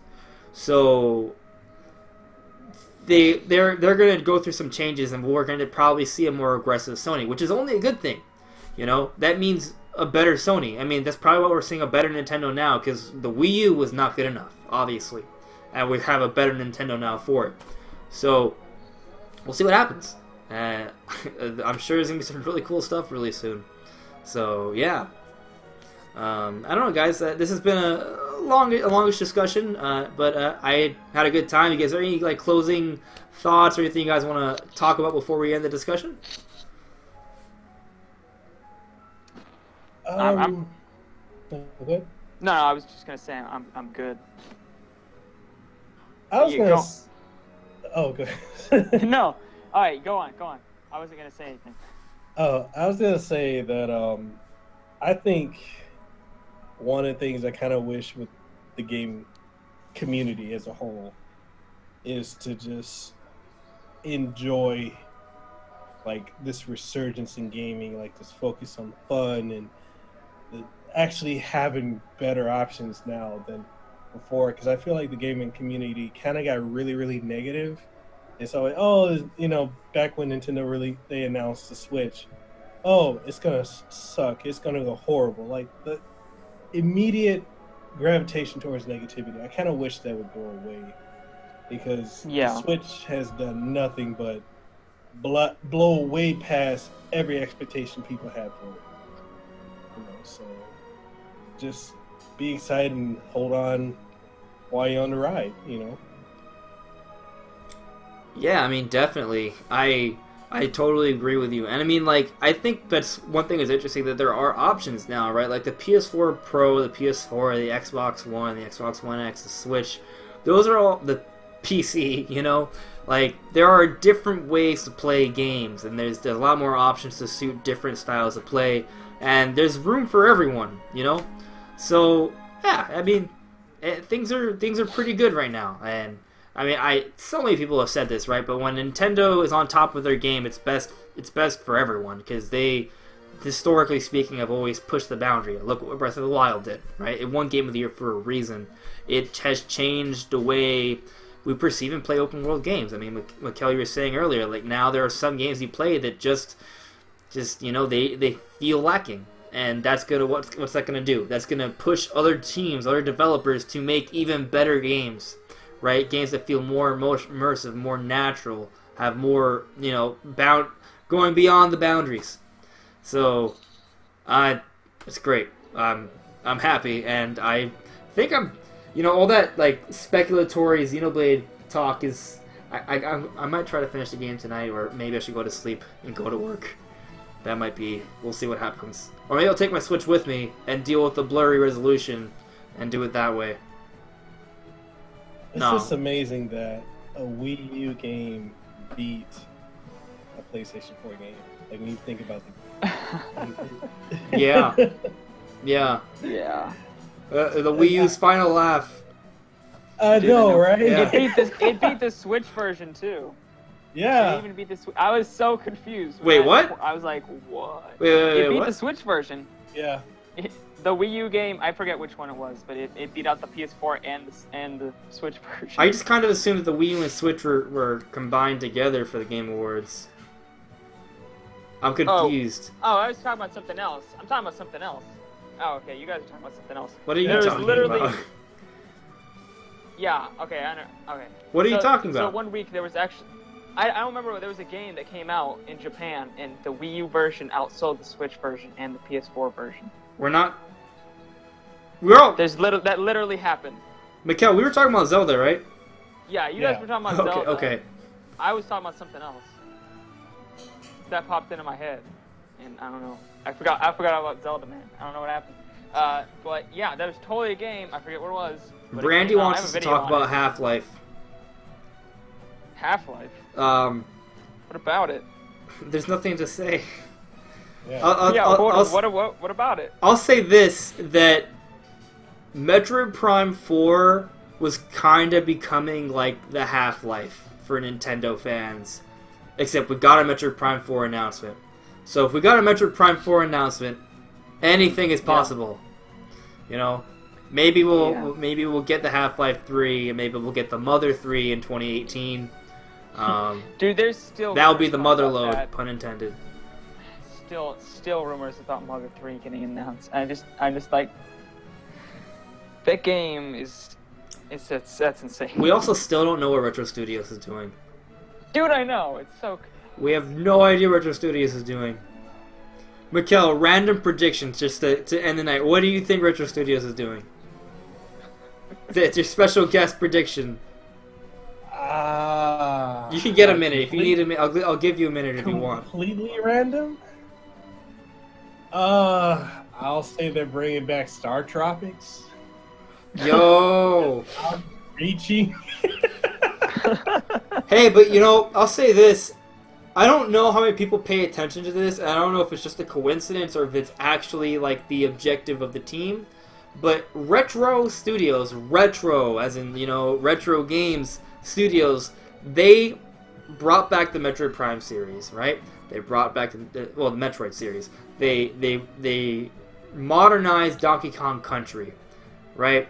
So I'm of the frame of mind that the next game they make is another, you know, it's bringing back something else, you know. So it could be Star Tropics, or maybe it's Mother 3, and that's why there's no announcement, you know. These are. I'm definitely on the side that it could be some sort of old Nintendo IP. Yeah. Also, Brandy, I don't know. The Doom's already out on the Switch. I don't know if you realized. It's pretty good. You should check it out. I haven't been able to play it myself, but I've seen a lot of people play it, and they like it a lot. I'll probably give it a shot once I beat Xenoblade and 100% Mario Odyssey. So. Yeah, I'm almost 50%. I'm about 45% of the way through Mario Odyssey. Wow. I have almost 450 moons, so getting there. God. Like 45%. This tweet I'm looking at on Twitter is so funny. What is it? I'm about to retweet it now. So you guys know, I don't know if you guys are familiar with this YouTuber called Weapon Wheel or Mr. Weapon Wheel. No. Like they're kind of like PlayStation and Vitas, and he tweeted apparently back in June. He said he would never you could never get him to play Odyssey. You couldn't pay him to play that trash. Wow. And then he says later on, I could buy Mario Odyssey at my store right now, but I'm 27 and evolved past Mario platformers. And then later on, he's streaming Mario Odyssey. Oh my gosh, that's so Wait, so he decided to stream it? He caved? Yeah. Yeah. Dude, you can't get away from the awesomeness of Mario Odyssey. It's just, you can't do it. I thought you were going to say, like, he was streaming Ratchet and Clank or something after that, which would just make him a hypocrite. Right. I mean, it sounds like he just decided to give it a try, even though people were like, hey. Or if he was streaming like Little Big Planet or something. Okay, like what he does is, and I've noticed this with him, if you're like one of his patrons or something, or if you donate money to him or gift it to him, he'll get it and play it. But otherwise, he'll say to his viewers, "I'll never buy it with my own money." I'm like, that's so. You've evolved past Mario platforming. Like, what does that even mean? That's an interesting topic. Even mean? That's an interesting topic. I thought we were going to end this, but I think it's something we should talk about if you guys are down. Just the idea that, people... There's just like this weird perception that games like Mario or Zelda or Pokemon are just straight up for kids. Like, Nintendo just makes kiddie games. They are kiddie games, right? But the irony of the situation is that these people that are saying that are usually people that are like 13, not always, there's sometimes that are still really old, that are playing games like Call of Duty or something just really bloody and gory, and their argument is, oh, this is bloody and gory, this is more mature and for a real adult, right? Because somehow playing a game with blood and guts everywhere somehow is more meaningful than playing a game that is focusing on just, pure fun platforming and, like, skill, right? Like, that appeals to all audiences, you know what I mean? So, it's not a knock on Call of Duty, by the way, or any kind of game like that. It's just the idea that there's just people out there that think that a game has to be rated M for it to be considered a legitimate game worthy of adults, right? Like, it's nonsense. Yeah. I remember, like, this happened in high school. Like, we were having some sort of Getty, right? And, like, a little party. And we decided to play Smash Brothers, right? We were playing Smash Brothers, and some of the girls came by and were like, "Oh, why are you guys playing this? This is like a kid's game. Why aren't you playing like a real game like Call of Duty?" My little brother plays more mature games than you, and I just look at her and I'm just like, she doesn't even play video games. I'm just like, I don't know where to start. I don't know where to start. It's like, do you realize that he plays that because it makes him feel better about himself? Because it makes him think he's more mature, and the entire act of that is like evidence of immaturity. It's just interesting how that all works. Do you guys have any other examples of that, or maybe you disagree? Oh my gosh, this dude sounds like a character from some Nintendo Ultra skit or something. You know what I'm saying? Totally does. Like, oh gosh, I don't understand people who think that. Like, I've never once looked at a game and gone, you know what, this is a real man's game, or this is just for kids. I mean, unless it's like, Barbie's Schoolhouse or something, I never judge a game like that, unless it's super obviously for kids and for kids alone. Like, I'm not looking at Mario going, oh man, I'm 18 now, I don't think I should play Mario anymore. Gotta move on to Call of Duty now. Like, no, it's so ridiculous. I play Mario games more now than when I was a kid. I understand their greatness and more I appreciate them now. Yeah, I appreciate it even more now than I did before. I 100% them now. So I don't suck at them anymore. Yeah. Anyways, everyone, let's call it a night. It's been a good discussion. We covered a lot of topics. Mikkel, thanks for coming on. We'll chat a little bit once we end the stream, but I had a good time. I think there's a lot to be excited about. I'm looking forward to that January Direct.